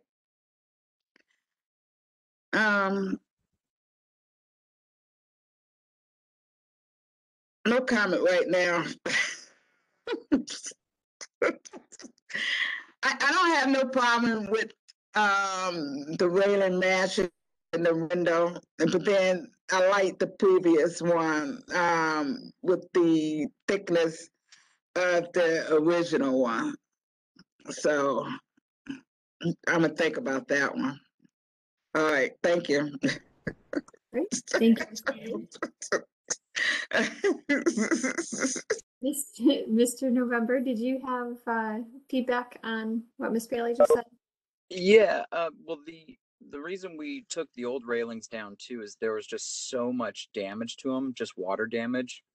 Some of the actual pickets, it was literally just the paint holding the shape to them. So we just between Christine and I, we came up with this concept, and we just thought that this would be something to complement the home, the neighborhood, and so we started moving forward with it. And I already have all the pieces cut and they're like ready to go. But when we got the pause, I just didn't know.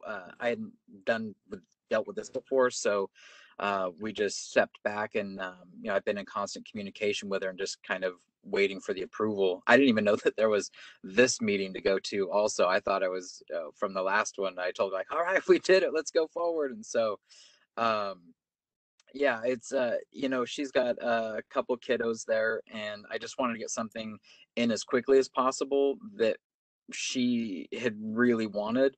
And so the longevity of the materials, I mean, are timeless. And so this will be something that she just has to do once and then won't have to worry about for many years. But most of the railings in there, you can see on this photo to the right, when these railings were originally constructed, the wood goes inside the stone, and it was just so rotted. We really weren't even using tools to get it. We were just pulling the pieces apart. The prior photo with those big shields in the inside, that was what the previous homeowner had done. So I don't know. I mean, that wasn't original. the last owner was an artist in the neighborhood, and he had created those pieces. But those were just plywood, and plywood, so many layers, and those were literally just pulling apart like paper. So there was so much damage to the existing deck that even walking to the front door, it sagged and moved in so many places. And you can see in this photo, the first step was only like 3 inches off the ground. So you have like a weird step to get up and then move forward. But I mean, now you can park a car on the deck if you need to. It's secure and safe. And we just really like to put up these super cool railings. Sure. We appreciate the feedback for that, or on the railings. Ms. Anderson, do you have a question or comment? Yes, I'm fine with all the decking. That totally makes sense. I have problems with the metal railings.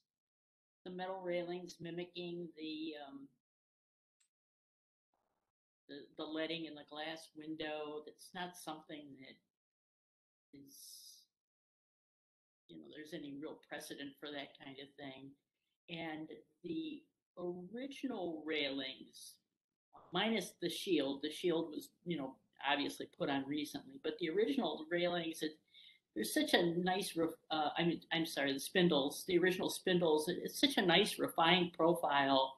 And I would think that it would not be that difficult to get somebody with a lathe duplicator or maybe Cleveland lumber or something to create something like that. So that's something that I love those little elegant railings and diamond spindles, and I just hate. I don't. The replacement is, again, it's not. It doesn't have a historical ground. The narrow spindles, they do. That's something that's typical for the area, for that vintage house. So those are my comments. Okay, thank you for that feedback. Other questions or comments from the commission? Ms. Bailey, I see your hand up again. Is that, did you have an additional comment, or was that just left up from previously?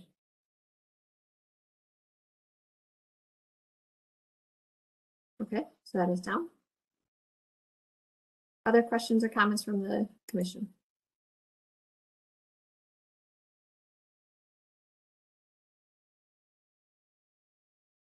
I just raised my hand, Madam Chair. Mr. So, Strickland? looking at this slide right here, it indicates that the spindles, I guess you'd call them, are pressure treated 3/4 inch plywood shaped and cut using a CNC machine. Did you say that the rail was metal? Yes, they're metal. This was original concept, but we went with the metal, and so I was going to just make a sample out of it with the specs and the sizing. If I could just revert back to the last comment on the spindles, anything can be made, of course, and with a lathe and a duplicator piece, on average, I know, I would say at least 70% of all the artisans in Cleveland area, myself included, I do everything from metal and concrete and woodworking, and specialize in like fine woodworking. I've designed multiple restaurants and stores and whatnot. On average, out here is $75 an hour per artisan, and each spindle is within an hour of prep time of how you have to do it. So I mean, anything can be done, but it's also something where, we didn't want to spend $10,000 in railings. Did you say that these metal rails are already fabricated? Yeah, well, they're all cut out, some assembly required, but everything's set, ready to go. How does the top and bottom rail compare dimensionally compared to the original? The top and bottom rail are identical to what was there before. It's a same sizing, thickness, the radius for the handrail, and they have a channel inside of them that the top and bottom of the railing sits inside and then is bolted to the wood. Yeah, this particular picture gives me the impression that the top and bottom rail are considerably smaller. And it might be just perspective as to, in terms of how far away, you know, the picture was taken. But I'm glad to hear that the top and bottom rail are similar or identical in size to the existing. Yeah, they're pretty much the same piece. So we'd be putting in more or less the original top and bottom, and then just replacing where all the spindles would be. Well, I agree with Commissioner Anderson that a turn spindle, even if it wasn't exactly the same as the original, is what I would prefer to see. But I could support this if this is the homeowner's preference. Thank you, Mr. Strickland. Ms. Bailey, I see your hand up again. Yeah, I didn't hear that it was made out of metal. I did see the photo of the wood on there. So what type of metal it is and how would it hold up against the weather? So I need to know what type of material, what metal it is. It's a 3/4 by 3/4 box tubing, 1/8 inch wall, cold rolled steel, and multiple paint is on it. I have a friend of mine who is actually a lab tech at Sherman-Williams. So the paint provided, the first primer actually neutralizes the material to where rust is not proof, but it's rust resistant. And then there's several layers of paint over that, which makes it stronger than powder coating.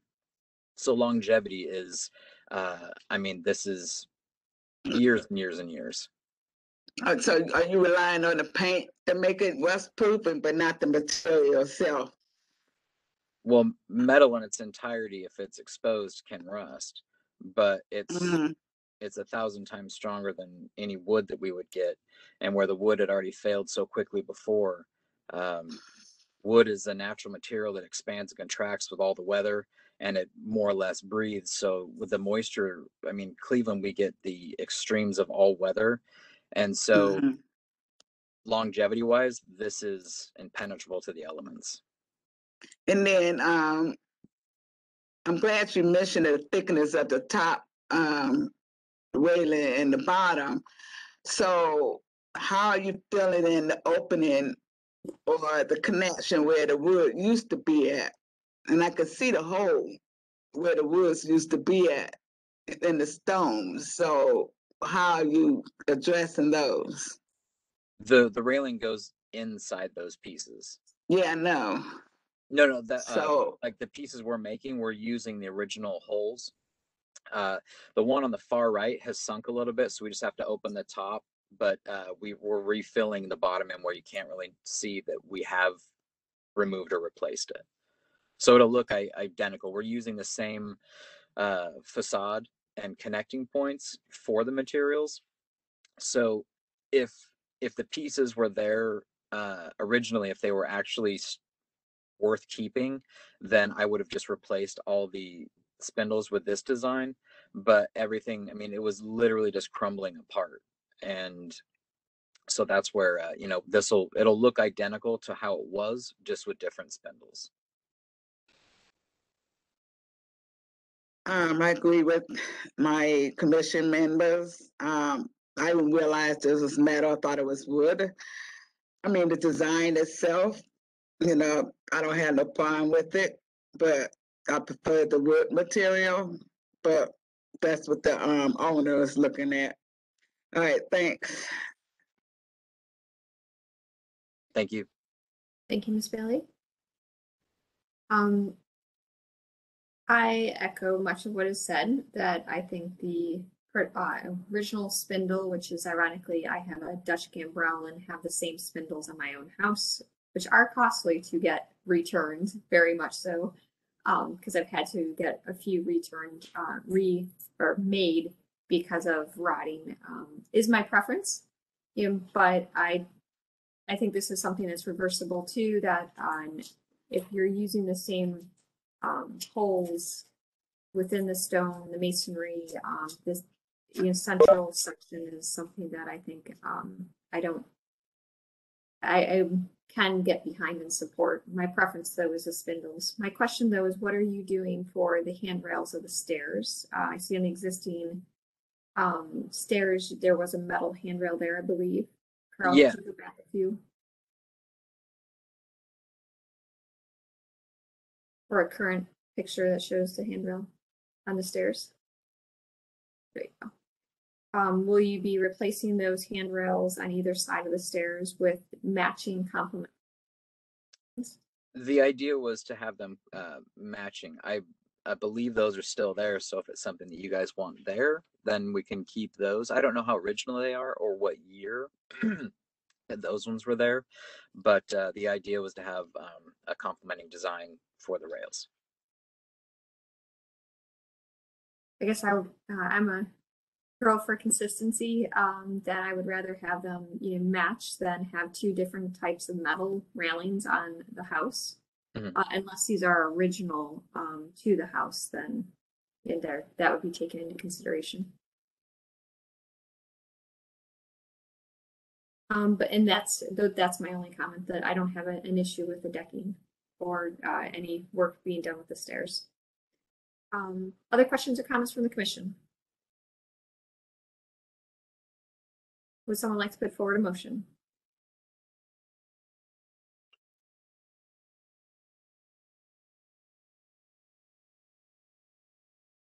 Would someone like to put forward a motion? Madam Chair, this is Bob Strickland.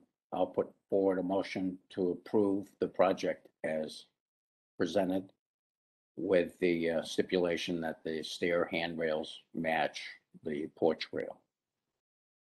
Great. Thank you for the motion with the one condition. Do we have a second? I second. Thank you, Ms. Bailey, for the second. Any further discussion? Madam Chair, let me just add the comment that those stair handrails, I think, will require a newel post at the base and at the top. I would not like to see the rail, or I would have to see a detail of the staff, see a detail on how that rail might attach to the concrete pier, if that's the intent. But they would have to submit the newel post details to staff for record. Great point. Thank you, Mr. Strickland, for clarifying that. And so I would work with staff on the stair handrail. Case, any further discussion? Mr. Pettit, could you please call roll and announce the results? Ms. Anderson, No. Ms. Bailey, Yes. Mr. Bonezzi, Yes. Mr. Dryer, Yes. Mr. Strickland, Yes. Mr. Tarasic, Yes. Ms. Trott. Yes. The motion passes 6-1. Thank you. Well, thank you. We look forward to seeing this new enhancement to this project or property. Thank you very much for your time. Happy holidays, and we'll talk to you later. You also. Thank you. Bye-bye. We'll move on to our next applicant, located at 11017-19 Wade Park Avenue, new construction of a single-family home or house. Hello everyone, my name is Yufei. I'm presenting our single house construction on behalf of Davenport Cleveland Development Company. And actually the address is 1100729. It is a vacant lot on Wade Park Avenue in Magnolia and the Wade Park Historical District. We presented twice, and this is our third time. We highly considered committee board's advice, and we are able to make all the changes. Next slide. First of all, we are able to rotate the roof orientation.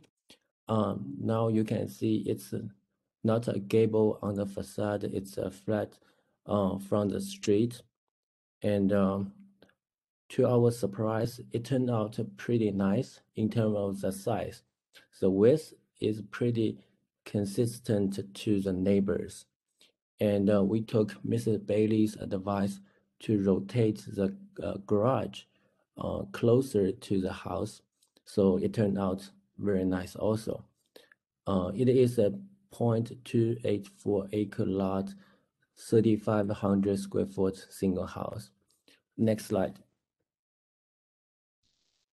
This is the floor plan we reviewed twice, and it's a prefab module construction. We have 4 modules. Next slide, please. That's the new rendering. We see the view from the street. We designed the porch according to neighbor's house to respect the historical look, and we rotate the orientation of the roof. Next slide. That's the original look from the street, and now it's the side driveway. We add the side door to the driveway, and we keep the window for the 3rd floor. So it's consistent to the neighbors also.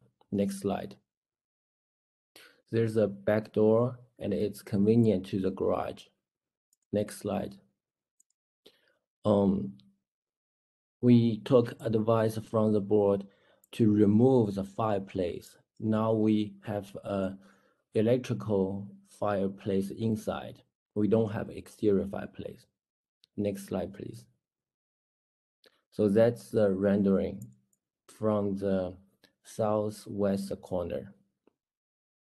Next. That's the front facade again.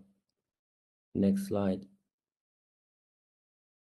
That's the southeast corner look. Next slide. That's a close look to the porch. We can see the front door and the side doors. Next. That's the material we are using. For the first floor, we use all red bricks. For the second floor, we use the crane board. It's a solid vinyl. And we use asphalt shingle roof. And we use double pane windows. Next slide.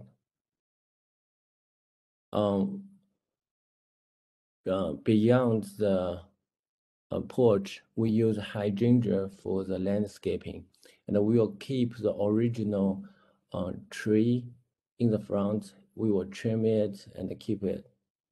Next. That's rendering. We would like to blend the new construction house in this neighborhood to respect the neighborhood in a historical looking. And I think we made all the changes. Hopefully it meets requirements from the committee board. Thank you for your advice. Thank you for the presentation and your sensitivity to our comments previously. Before we go into the design review, Mr. Pettit, you had comments? No comments. I was just going to report on the design review committee. Why don't you go ahead then? I don't think Rob Norton is here from the committee. Is that correct? This was reviewed at the design review committee a couple of weeks ago. The consensus was that all of the changes that have been made to the house greatly enhance the design of the house and the context. So it was approved unanimously. There was a lot of discussion about the lack of railings on the porch, but it was ultimately decided by the committee that they thought that the lack of railings is actually a better solution here, given the nature of the design and other precedents on the street.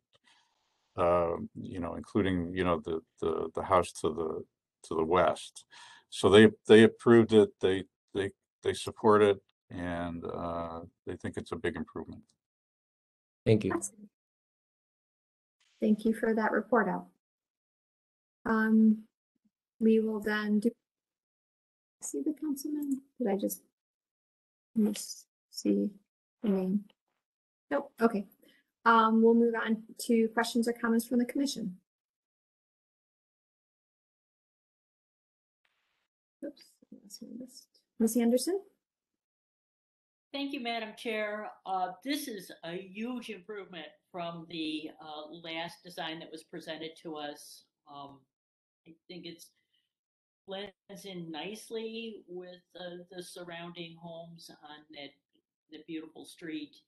I think the only thing I would like to see, it's lacking dormers, which is something that if you're even looking at this aerial photo here shows it perfectly that, you know, most of these surrounding homes do have dormers. Probably willing to, you know, forgo the dormers, but my preference would be to see a couple of dormers on it. But you know, I like that they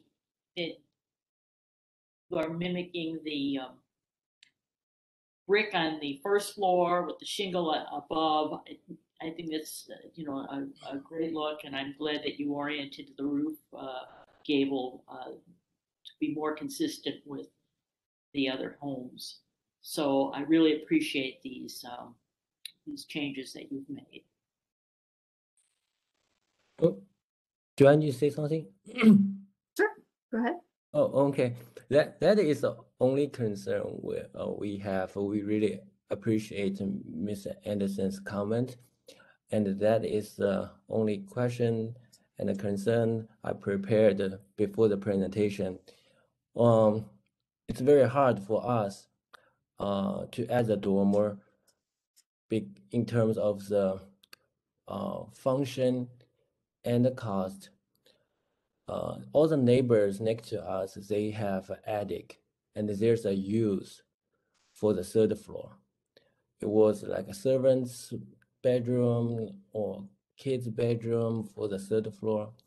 But now for a more modern living style, we don't design attic use. But to respect the look, we have two windows on the other two sides. So we have that just to make it a contextual look in the neighborhood. And we are very lucky or successful to keep the cost minimum to make the house affordable to the homeowners. So we try not to add any more other additional cost, unnecessary cost. That's why we decided this time we don't add a norm as a front.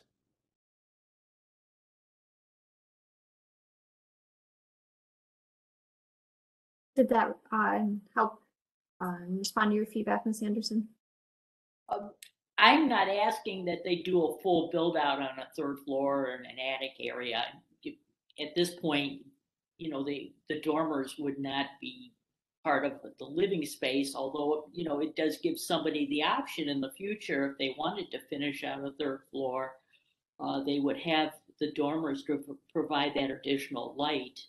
I would imagine the roof pitch is high enough that, you know, it could, in the future, finish it out and make it usable space. But I don't anticipate that anybody building a house like this is going to include a finished third floor. I agree that probably that was servants' quarters, or it's not something that is required to make a house functional these days. Right. Well, I would agree with your comment. I just, my preference would be to have a dormer on the roof because it does add some articulation to the front. But I appreciate the modifications that you've made and the strides that you've made in this design to meet the requirements related to the roof direction and the front porch and so forth. So to me, that's not a deal breaker, but my personal preference would be to add a dormer and move the windows from the sides to the front, if that would align with your design. But like I mentioned, I can support this design as is based on the modifications you've already made. Thank you. Other questions or comments from the commission? Ms. Bailey? Well, I appreciate you now taking our concept to lower the roof and making it less massive. So I appreciate you doing that. I do agree that the dormer will help enhance the house, but also understanding that the purpose of this house is to offer to, make it more of a lower, not trying not to make it a higher cost of a home. My question is there a reason why you don't want to add any railing on the porch? Yes. I think it relates to the design. If you can see the left side of the side door,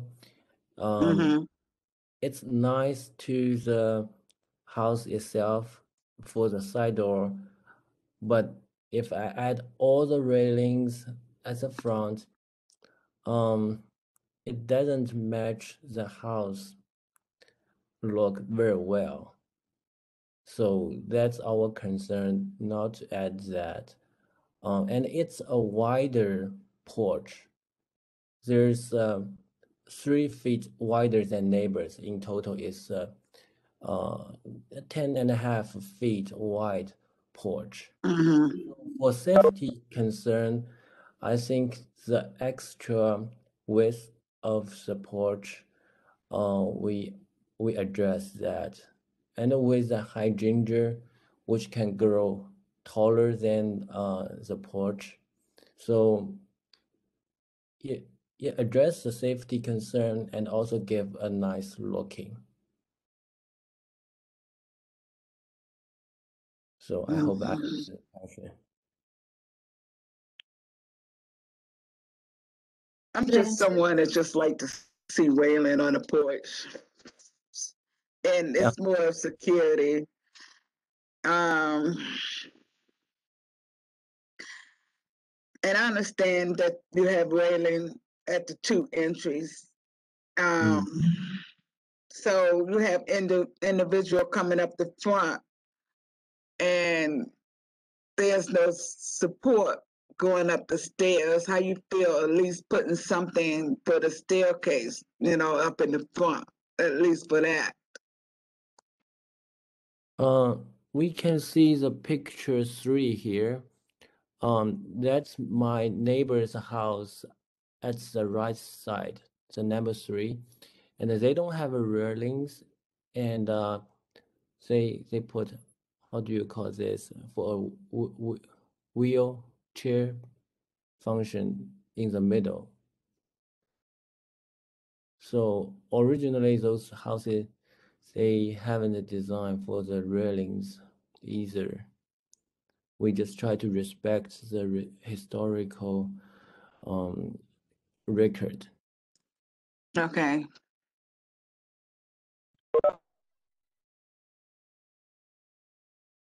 Any other questions, Ms. Bailey?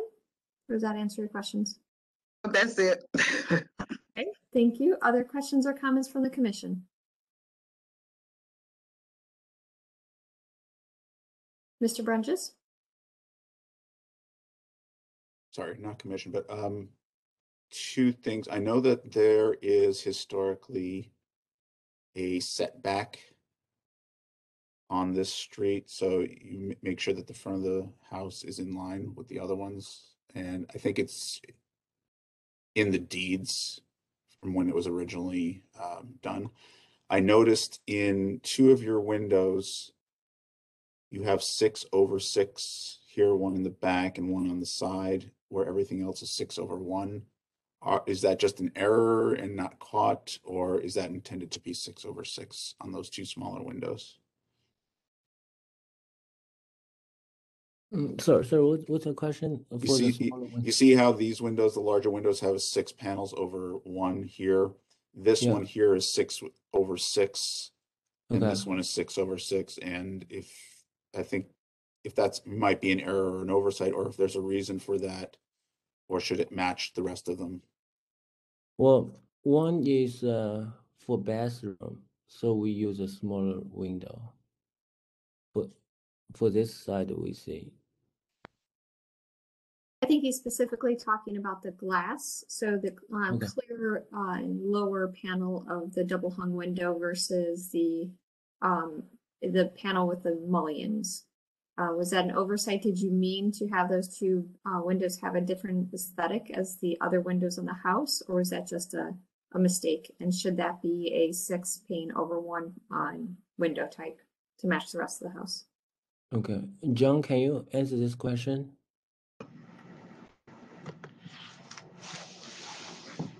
It actually can be changed. It was done by the architect. The architect came up with that idea. So we can actually make them all identical so that we can have 6/1 throughout the whole house.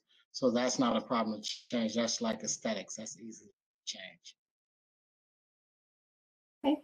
I think that would be our preferences where Mr. Brunges is going, so you have consistent design of all your windows across the house. Any other questions or comments from the commission? That was a good catch, Mr. Brunges. If there are no other questions or comments, would someone like to put forward a motion?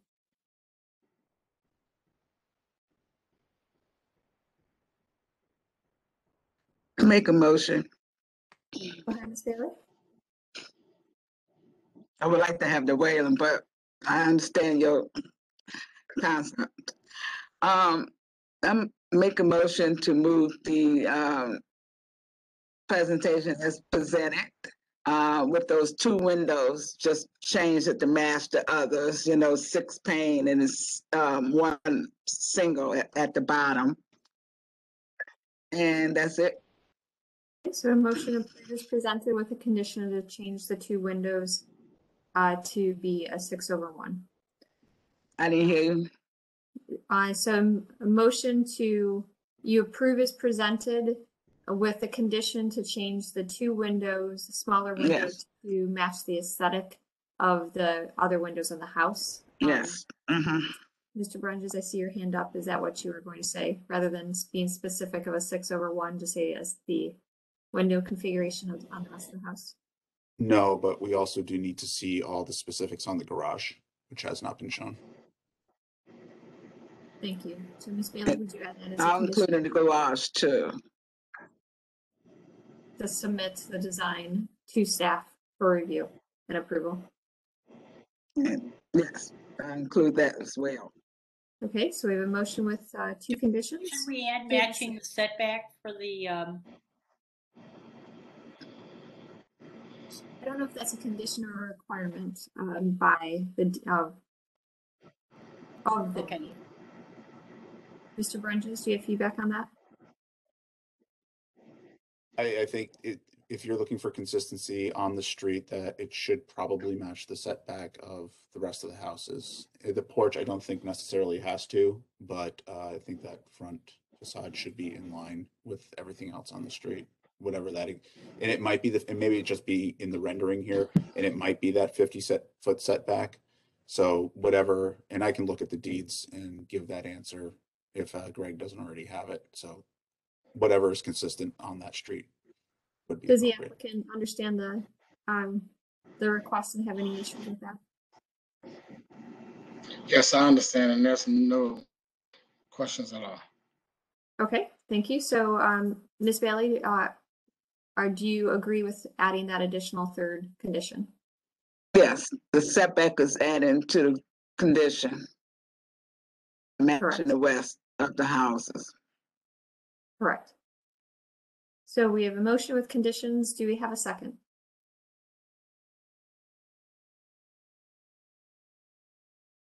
I'll second that. Thank you, Ms. Anderson. So a motion, a second. Any further discussion? Mr. Pettit, are you clear on the conditions?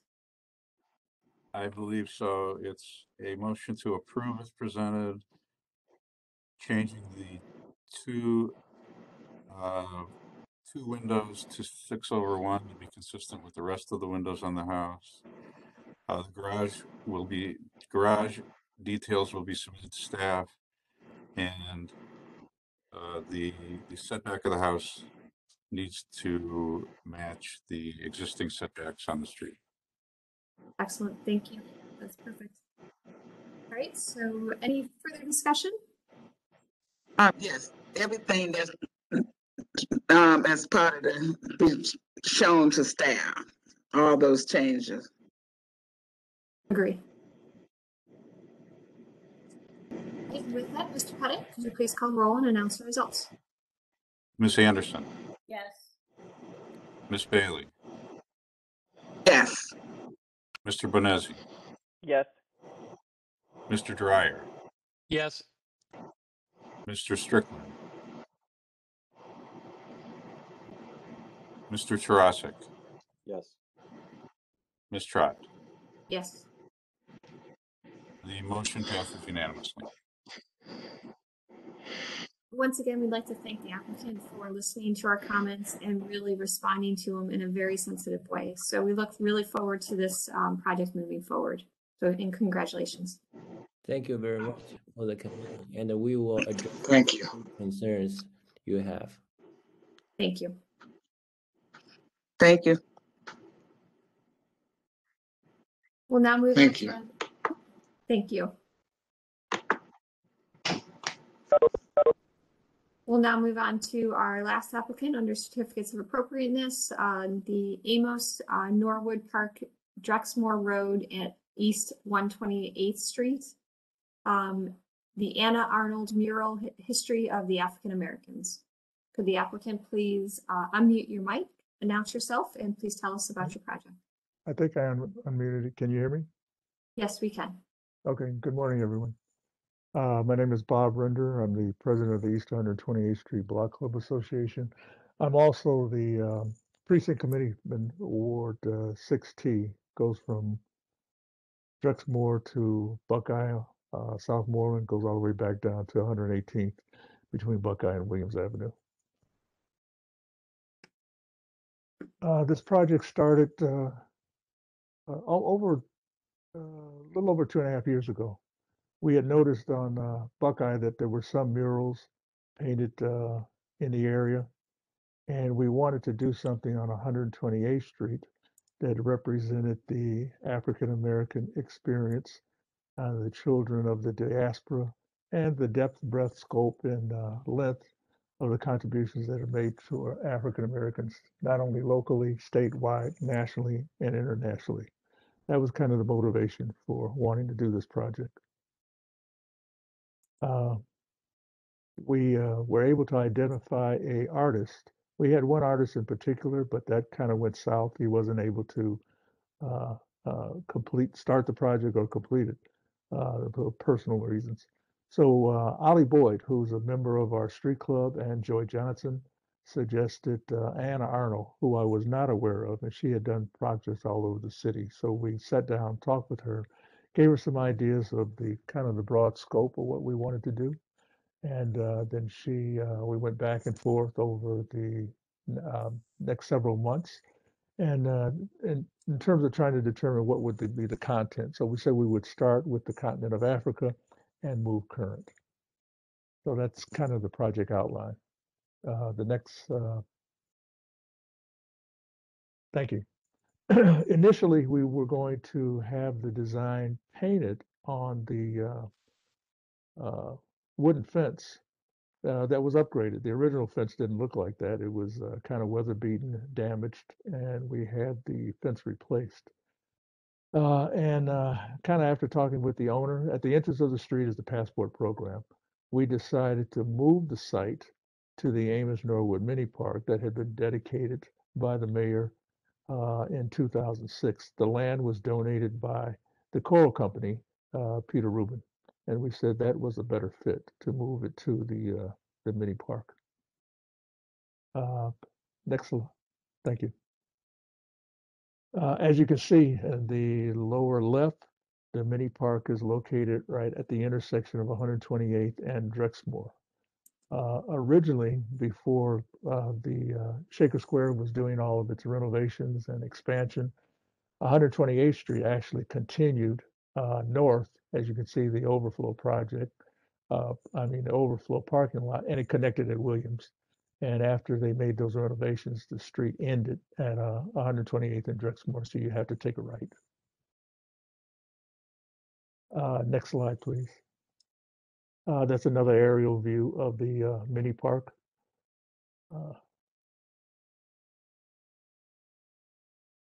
And that's another view of the mini park, probably in the fall.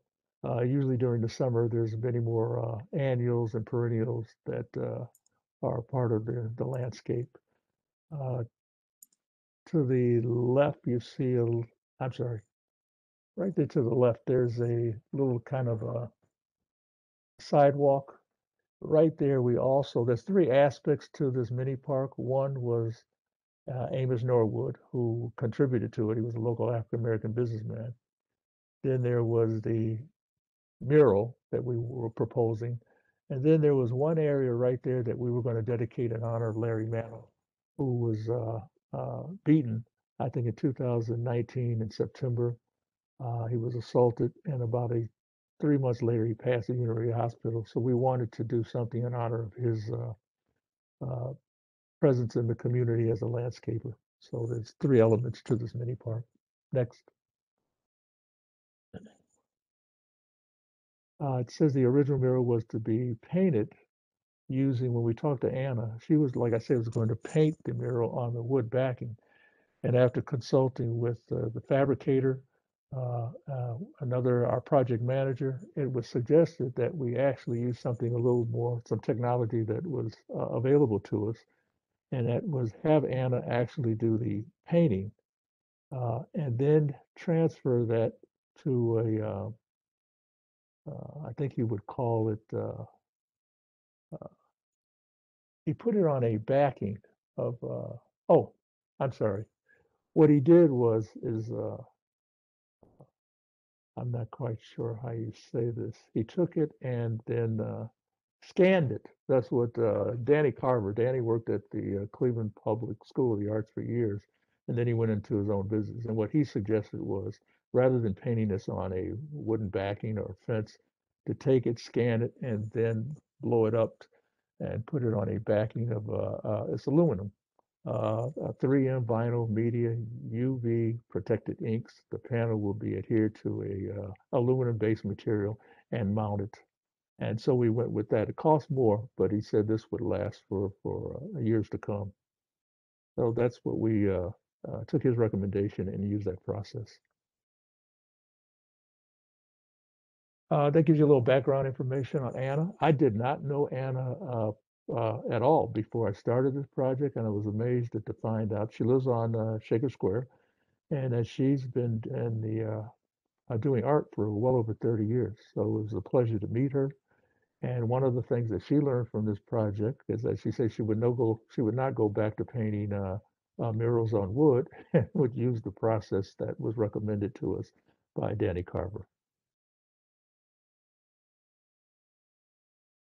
Danny recommended when we tried to figure out how we were going to mount this on the existing fence, Danny made a recommendation of a company that he had been doing business with previously over the years, and suggested that they come out, look at the fence, look at the materials, and decide, make a recommendation how we would mount it without doing any damage to the existing fence.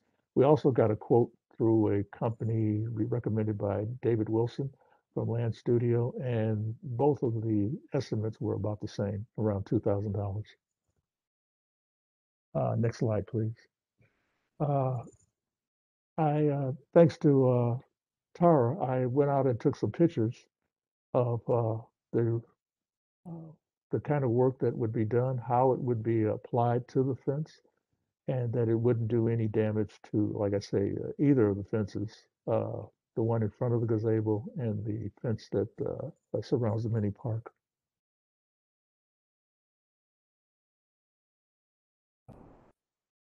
And that's another view of the fence where the actual mural, the mural consists of 11 panels, and then there were 2 additional panels that were added.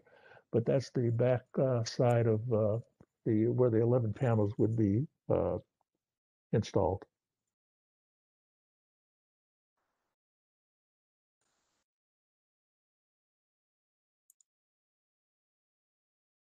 That is actually the mural. It's 11 panels, 6 feet high and 45 feet long. The 11 panels consist of starting from the continent of Africa, and we tried to. The thing that kind of guided me through this on some of the content was I worked at the Historical Society for 12 years. Started off with the African American Archives Auxiliary, which is the largest repository of information on African Americans in Northeastern Ohio. And then I was a consultant, and then I actually was a project manager for different projects that related to the African American community. And so that's kind of influenced me on me. The other reason why we picked some of the individuals that are in content, that are part of the content of this, is because I was always amazed working at the Historical Society how little so many African Americans, particularly young people under 40 years old, knew about their own cultural heritage and history. So you'll see that there are 11 panels, and two of the panels actually are relevant to the Cleveland icons, we call them. We always start off with the usual 4 suspects. We call them the 4 horsemen or the big 4, Carl Stokes, Lou Stokes, Arnold Pinckney, and George Forbes. And then we added some of the other historical figures from Cleveland. You'll see down there by the left is the what we did in honor of Larry Mano was a bench. It was designed by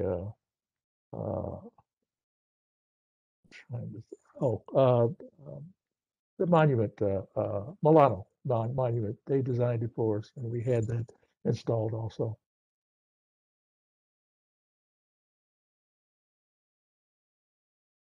That's the signage that was named after one of our benefactors. That was Amos Norwood. He was a local Black businessman.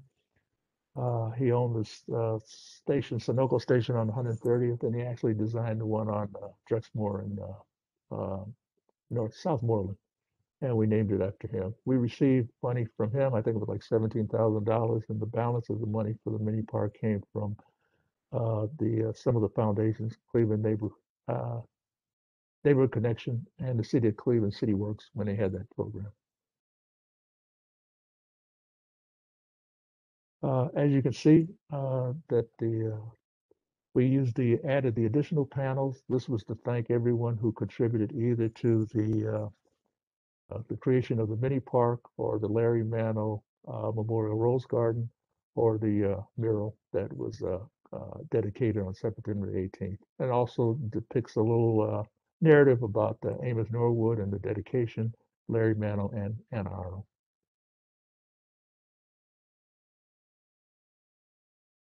Gives you a little more background information about Amos, the mini park. You can see where the mayor, I think Amos himself, Pat Britt was the council person at the time, and Daryl Rush was over community development. And it tells a little bit about the mural and about, again, Amos Norwood. That's the finished mural. Like I said, on September the 18th, we invited 200 people showed up for the dedication. We had a full program. Councilman Blaine Griffin also presented a resolution, and we had a proclamation from the mayor to present to Anna Arnold.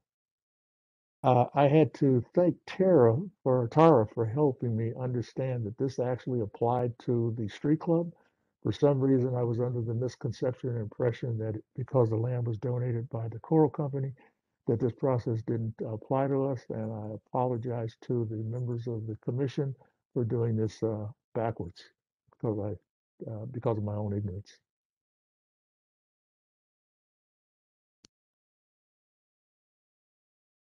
Well, thank you And, for the presentation, and you know, it seems like a wonderful project, and at any point, we're happy that we get to review this. So we will begin with asking feedback from Tara and Ms. Petrus. I believe you're here. Is that correct? Yes, thank you. For the record, Tara Petrus, City's Public Art Coordinator and City Planning Commission. And yeah, I just wanted to make a couple of comments that this is seeking retroactive approval. Ms. Surrender was notified that this project, as well as the one that came through the system for 130th, needed to go through this process prior to installation. So it is installed. They do need to go back and get proper permits for installing the mural on the fence.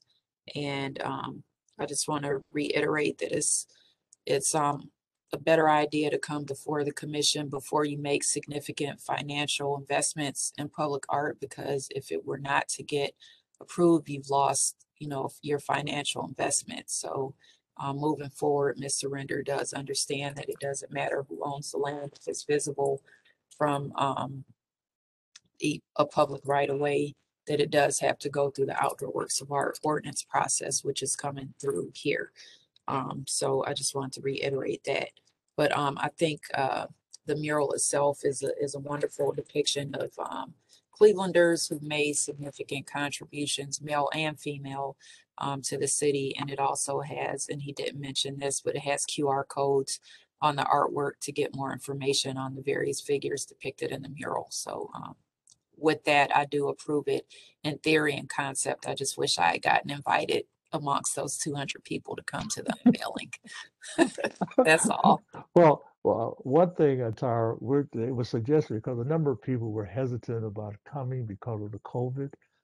From out of town, I think Lou Stokes' all his kids came and grandchildren, but the Tall family were reluctant to come, and they were coming from all over the country. So what was suggested is next year we're going to do a 1-year anniversary and block off the street and invite any and everybody that wants to come. So I thought that was a good suggestion. The one other thing that was suggested that we didn't think about initially is that we had New Horizons, who did the landscaping, installed lighting, so at night it is illuminated with the LED floodlights. And one of the other suggestions was we did the fabricator put a coating on it, but there's neighbors who are kind of fearful that somebody's going to come and deface it. So I'm talking with Blaine Griffin about getting Sherwin-Williams to provide us with that anti-graffiti application. So we hope to do that in the spring of next year. And I failed to mention also, there is flood lighting on the mural built into the landscape, and it was approved retroactively again by the Historic Shaker Square Design Review Committee back on November 23rd. Thank you for that clarification. I was just going to ask Mr. Pettit if he had the report from the local committee. You just heard the report. They love it. They support it. There was some initial concern about the mounting on the rear of the fence, but they determined that because of the lack of visibility at that part of the parking lot, that's not an issue. So the committee totally supports the project. Thank you for that report out. We'll move on to questions or comments from the commission. Ms. Anderson, you want to start us off, please? Thank you.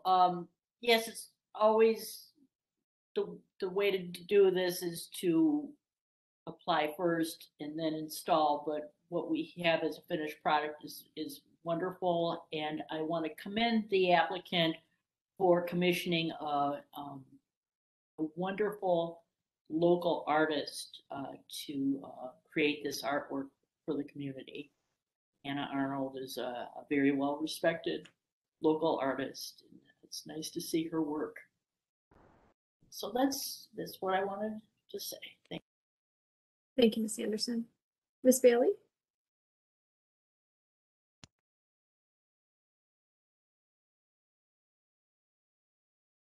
Ms. Bailey, if you have questions or comments, you might be muted. Yes, sorry, I'm muted. I like the artwork. If it would have came before us, I would have just had some question about the white cars on the painting, but I'm not going to say anything. But could we go back one slide on the support system? I just only had a question. What type of material it is, and would it last long? That's all I wanted to know, what type of material that is, and that the panels are mounted on. Oh, okay. As just been on my own understanding, when I talked with the installer, we met with them. They put clamps on the fence. 'Cause one of the things that we did not want was do any damage to the existing fence. So what they proposed was this wooden structure that would be have those clamps that would be attached to the fence. And we were concerned about, in case of the wind, you know, the weather in Cleveland, if the wind kicked up, would it knock over the panels? And they said, no, this would hold up against any gust of wind, 10, 15, 20 miles, that it would hold up.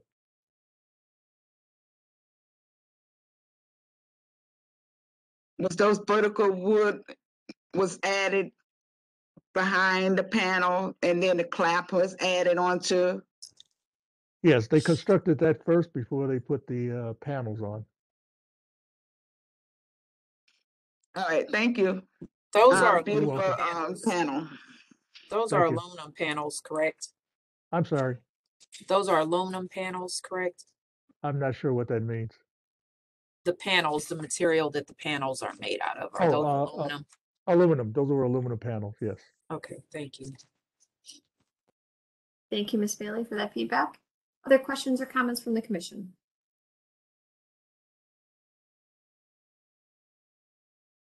I would just like to echo what Ms. Anderson started us off with. You know, ideally, as Ms. Peaches also mentioned, we'd like to see these first so that we can work with you to make sure that it's accepted by the community, but also to meet our standards. With that being said, I think this is a very nice installation done on quality materials and really trying to integrate with this community. So I support the design. Other questions or comments from the commission?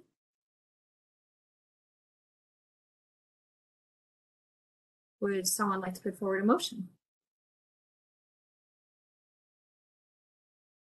I do have one more question. Right, Mr. Winder, is these panels stay up all year long, or do you take them down, or is it up all year long? No, this will be a permanent installation. Thank you. Thank you. The one thing that we are doing that was suggested, we will be talking with the Cleveland Municipal School District. We have Rice School. There's several elementary schools in the area. And what is being proposed that maybe we can do field trips and have the kids come by maybe with a box lunch or something and spend a half an hour or something. They can bring out and learn about their own history and the contributions that children of the diaspora have made. You know, one of the things that most people don't realize that John Patterson Green, the father, he was the first Justice of the Peace, first Black senator, and he's the one that wrote the legislation that created Labor Day in the state of Ohio. And then 4 years later, it was adopted by the federal government, and that's how we got Labor Day. Interesting. Learn something new every day. I was not aware of that myself. Yeah, he went to Central. He was a graduate of Central High School. Excellent. That's really interesting. Thank you for educating us also. Miss Anderson, you had your hand up a minute ago. I was going to just make a motion that we approve the mural as presented. Okay, thank you for that motion. Do we have a second? I have a second. Motion and second. Any further discussion? Yes, I would like to add on the motion. Mr. Randall, did you mention about possible adding some type of coating on for anti graffiti? Yes, it was suggested by Councilman Blaine Griffith, my councilman, and they said that would probably give another layer of protection in case someone came along and decided they wanted to mark it up or deface it. Okay. If you do that, to share that information with staff, that can be part of the motion. That can be part of the staff. Okay, so To you, share that spec information with staff when you do get to that point. Okay, will do. Ms. Anderson, do you? Yes, absolutely. Yeah, to apply the anti-graffiti coating. Share Okay, it with thank you. staff. So we'll add that as a condition to submit any additional coatings to staff. One last comment is Ms. Peterston wants to remind that to make sure that you use a permit application to get building and housing permit. Yes. This is one step in getting that final approval. Thank you very much. I'm in the process of doing that. Okay, excellent. Any further discussion? One more, sorry. Tara, you mentioned that the mirror already has floodlights lighting up the area because Mr. Render mentioned that they were thinking about putting lighting, but you mentioned afterwards that it's already lighting the mirror, right? Yeah, there's some lighting along the front of the panels, I believe. Are they working lights, Mr. Render? They're working. When they were installed, it was LED, and they come on automatic. What is that? You know, there's a they come on at solar. Yeah, solar. They come on in the evening. They go off in the morning. Okay, so you have enough lighters. There's no plans of adding anything that's part of this project. No, there's a near the gazebo. There's the Cleveland Public Power put a utility pole. That's where the power comes from, and there's lights already in place in the gazebo. So there's a street light right across the street. So there's more than enough light. Okay, presently. all right, thank you. Okay. All right. Any further discussion? All right, Mr. Pettit, please call roll and announce the results. Miss Anderson, Yes. Miss Bailey, Yes. Mr. Dryer. I'm sorry, Mr. Bonezzi. Sorry, my headphones were acting up, but yes. Thank you. Mr. Dryer, Yes. Mr. Tarasik, Yes. Ms. Trott. Yes. The motion passes unanimously. Thank you. Thank you, everyone. Thank you. Take care. Have a nice day. You too. That concludes our certificate of appropriateness. The final item on our agenda is Design Review Committee appointments. Mr. Pettit, could you give us an overview?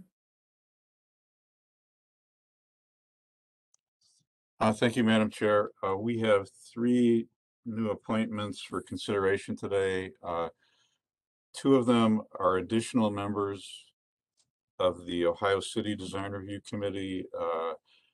And forgive me if I mispronounce either of these names, Marika Shiori Clark and Christopher Lesser. And then we have a replacement member on the Franklin West Clinton Design Review Committee, Brennan Teeter. And rather than me summarizing their qualifications, I guess I would just ask them to introduce themselves and explain their interest in being on the Design Review Committee of the Landmarks Commission.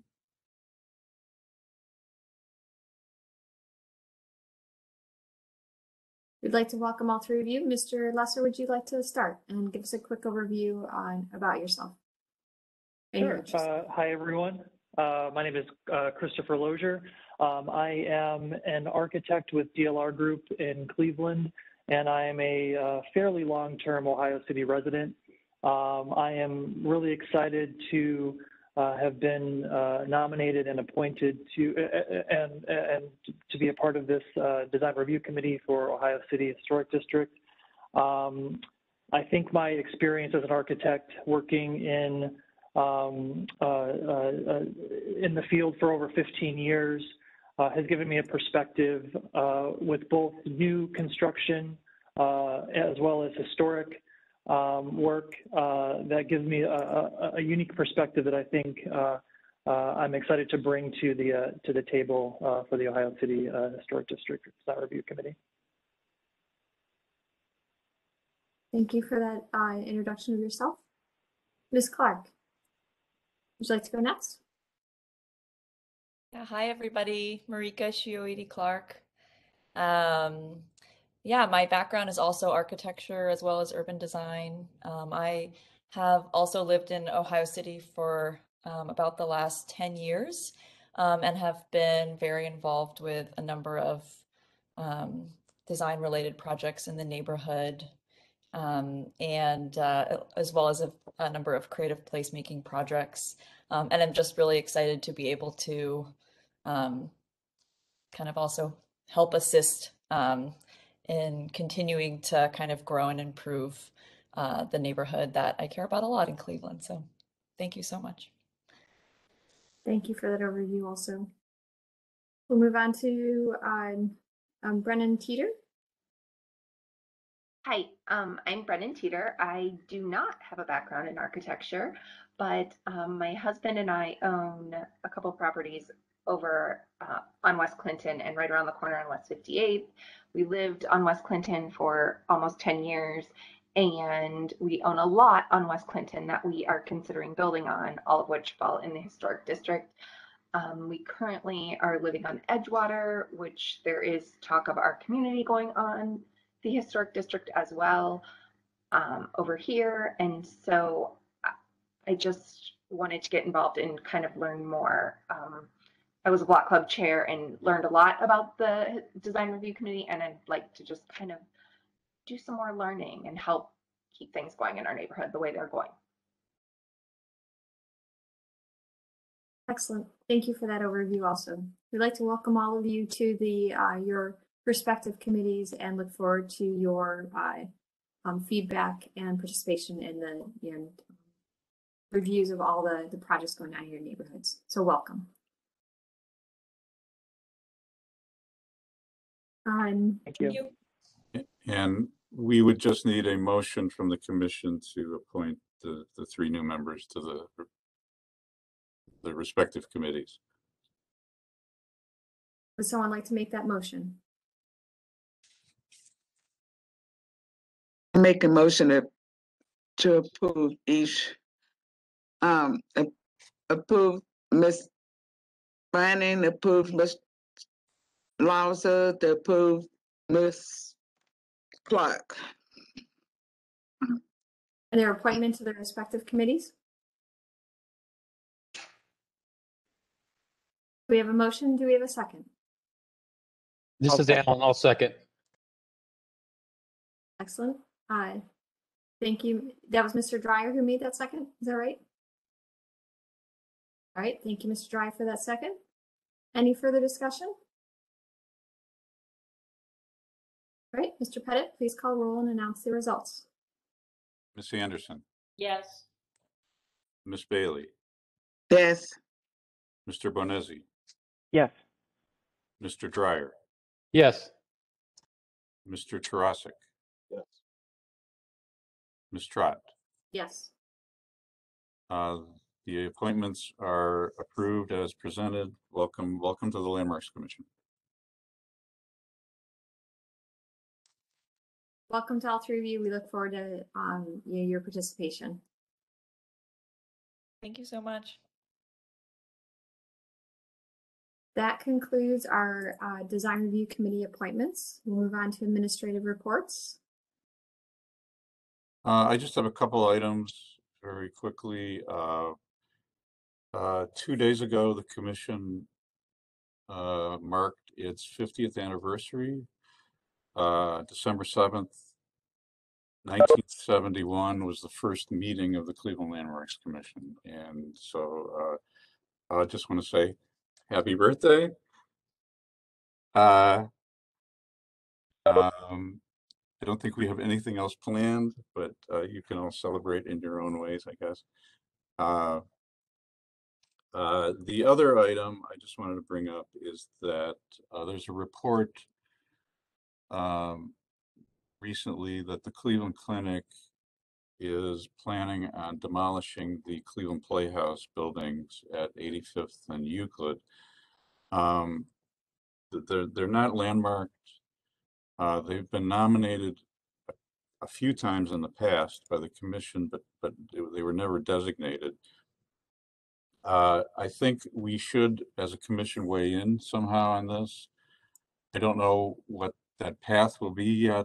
We would need the councilman's support to introduce legislation to landmark them. And I'm still trying to determine where we are, where the clinic is in that process, and what the actual facts are of the case. I know that when we approved the demolition of Transfiguration Church on Euclid Avenue for the new Holiday Inn, I know there was discussion about the future of the other churches on Euclid, as well as the Playhouse. So I do think it's important that we recognize the significance of that building. It's, you know, it's the only local example by the architect. So I do think it's significant. It remains to be seen what course we may take in terms of either advocating for its preservation or actually designating it. But I'd be interested to know your opinions on the matter.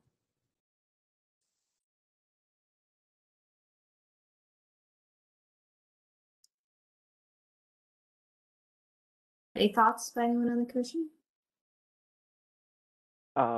It's funny because I'd actually brought this up to Carl the other day on our site visit, which was a concern of mine when I saw about it. And I know we were talking about it hasn't reached its 50-year mark, which I think it's like right under. I believe the renovation was like 47-ish years old. But in my opinion, we're getting up to a time period where we have to start questioning, do we have to save and make historic certain postmodern buildings to kind of like carry on the legacy of what postmodernism was, which though we live in that era right now, at the time when this was renovated, this would have been a very forefront of postmodernism by a prominent architect. And being that it is his only building in the area, I do think it would be in our interest to see what could happen. I don't know legally, how we go about that legislation. I think, Don, you put it really well. I don't know what to do, but I would be very concerned to see it go, just because it's kind of a weird area of historic preservation. It's a style that is starting to become historic in the sense because it's getting old, and being a very early prominent work of that style, I think it would be something to consider. I don't know anyone else's thoughts on it. No, I would agree with that comments or the comments. I think it's just, how do we do that knowing that there's already a plan to demolish it right now and knowing the force of the clinic? Just that's my commentary to that. But I think, it would be interesting to explore to see if it, what the opportunities are, because it is a very iconic building here in Cleveland. Mm-hmm. Others, questions or, comments?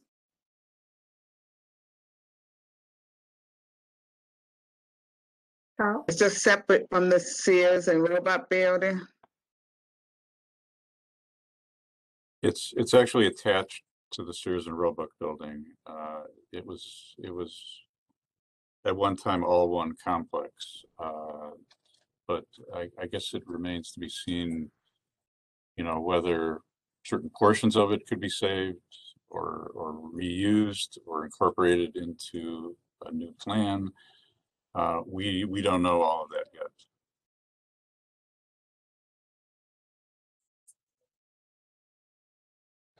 I think this brings up a bigger question as well for our recent architecture, more recent past. We've always used 50 years because of our ordinance and because the benchmark that is put in there by the Secretary of the Interior Standards and for consideration on the National Register of Historic Places.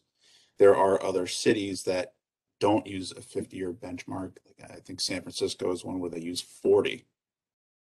And is this something we start looking at in our own procedures, in our own, for our own local designation, that we look slightly earlier and we look for buildings that are examples of more modern architecture that should not be changed in the future? So we say, this is a prime example of this type of architecture, or this is an early example of this, but it hasn't reached that threshold yet that we can potentially identify early, protect earlier than would be on National Register. So in 10 years after, it could potentially make it onto the National Register when it hits their threshold. That's just procedural stuff that we would have to look at in a greater scope. But yeah, and I think that was the other question that we came up was integrity, because it is a more modern edition. Was it 83 that it was put on? I think, if I'm remembering. Yes, I believe it was 83. So the original building, while it is inside, does it maintain its integrity to reach that threshold of 40 or even 50 years? Kind of like, was it the church down here? Is it St. John's on 9th and Superior? That is the old church within the new church, but it's been well over 50 years, and it's the Catholic Church there. So there are those things that we have to take into consideration as well. So that's just some food for thought for later as well. Carl, what is San Francisco's, like, what's their rationale for doing 40 years over 50? I mean, that's really intriguing that they've brought it in, they've lowered the age requirement.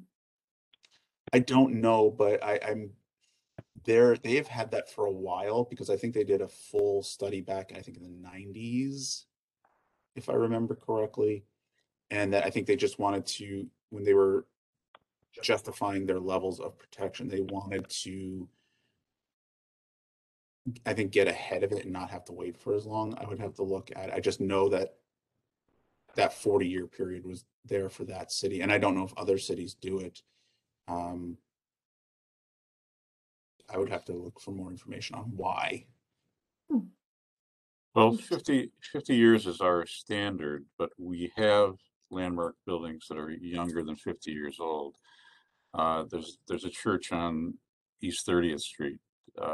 I think it's St. Philip, which was, a mid-century modern church, and I think we designating that. Sometimes there are properties that rise above, the 50-year standard in terms of their significance and their history. I mean, these are all good issues to raise. I mean, I do think the Playhouse as an institution is an important part of Cleveland's history.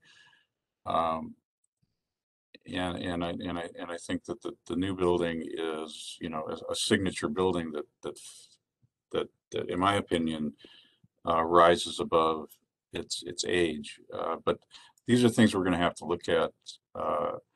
It may come to the commission at a future meeting. I think we need to have some more discussion and see what we can or want to do at this point in terms of stepping into that discussion. Mm-hmm.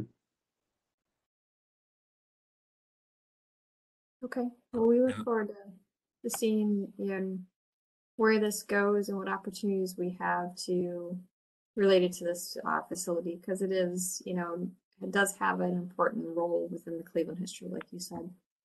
And how do we respect that at this point? And I'll keep you posted on that. Otherwise, that's all I have for today. Okay. Anything else for our agenda today? I just have the one item, that reminder that our next meeting is actually next Thursday, not on the 23rd. I will send out an invitation later today. Didn't want everybody to forget that. Good reminder. Okay, so if there's nothing else, then we will see everybody next Thursday. Perfect. Okay. Great. Thank you. Thanks, everyone. Bye. Have a good week. Take care.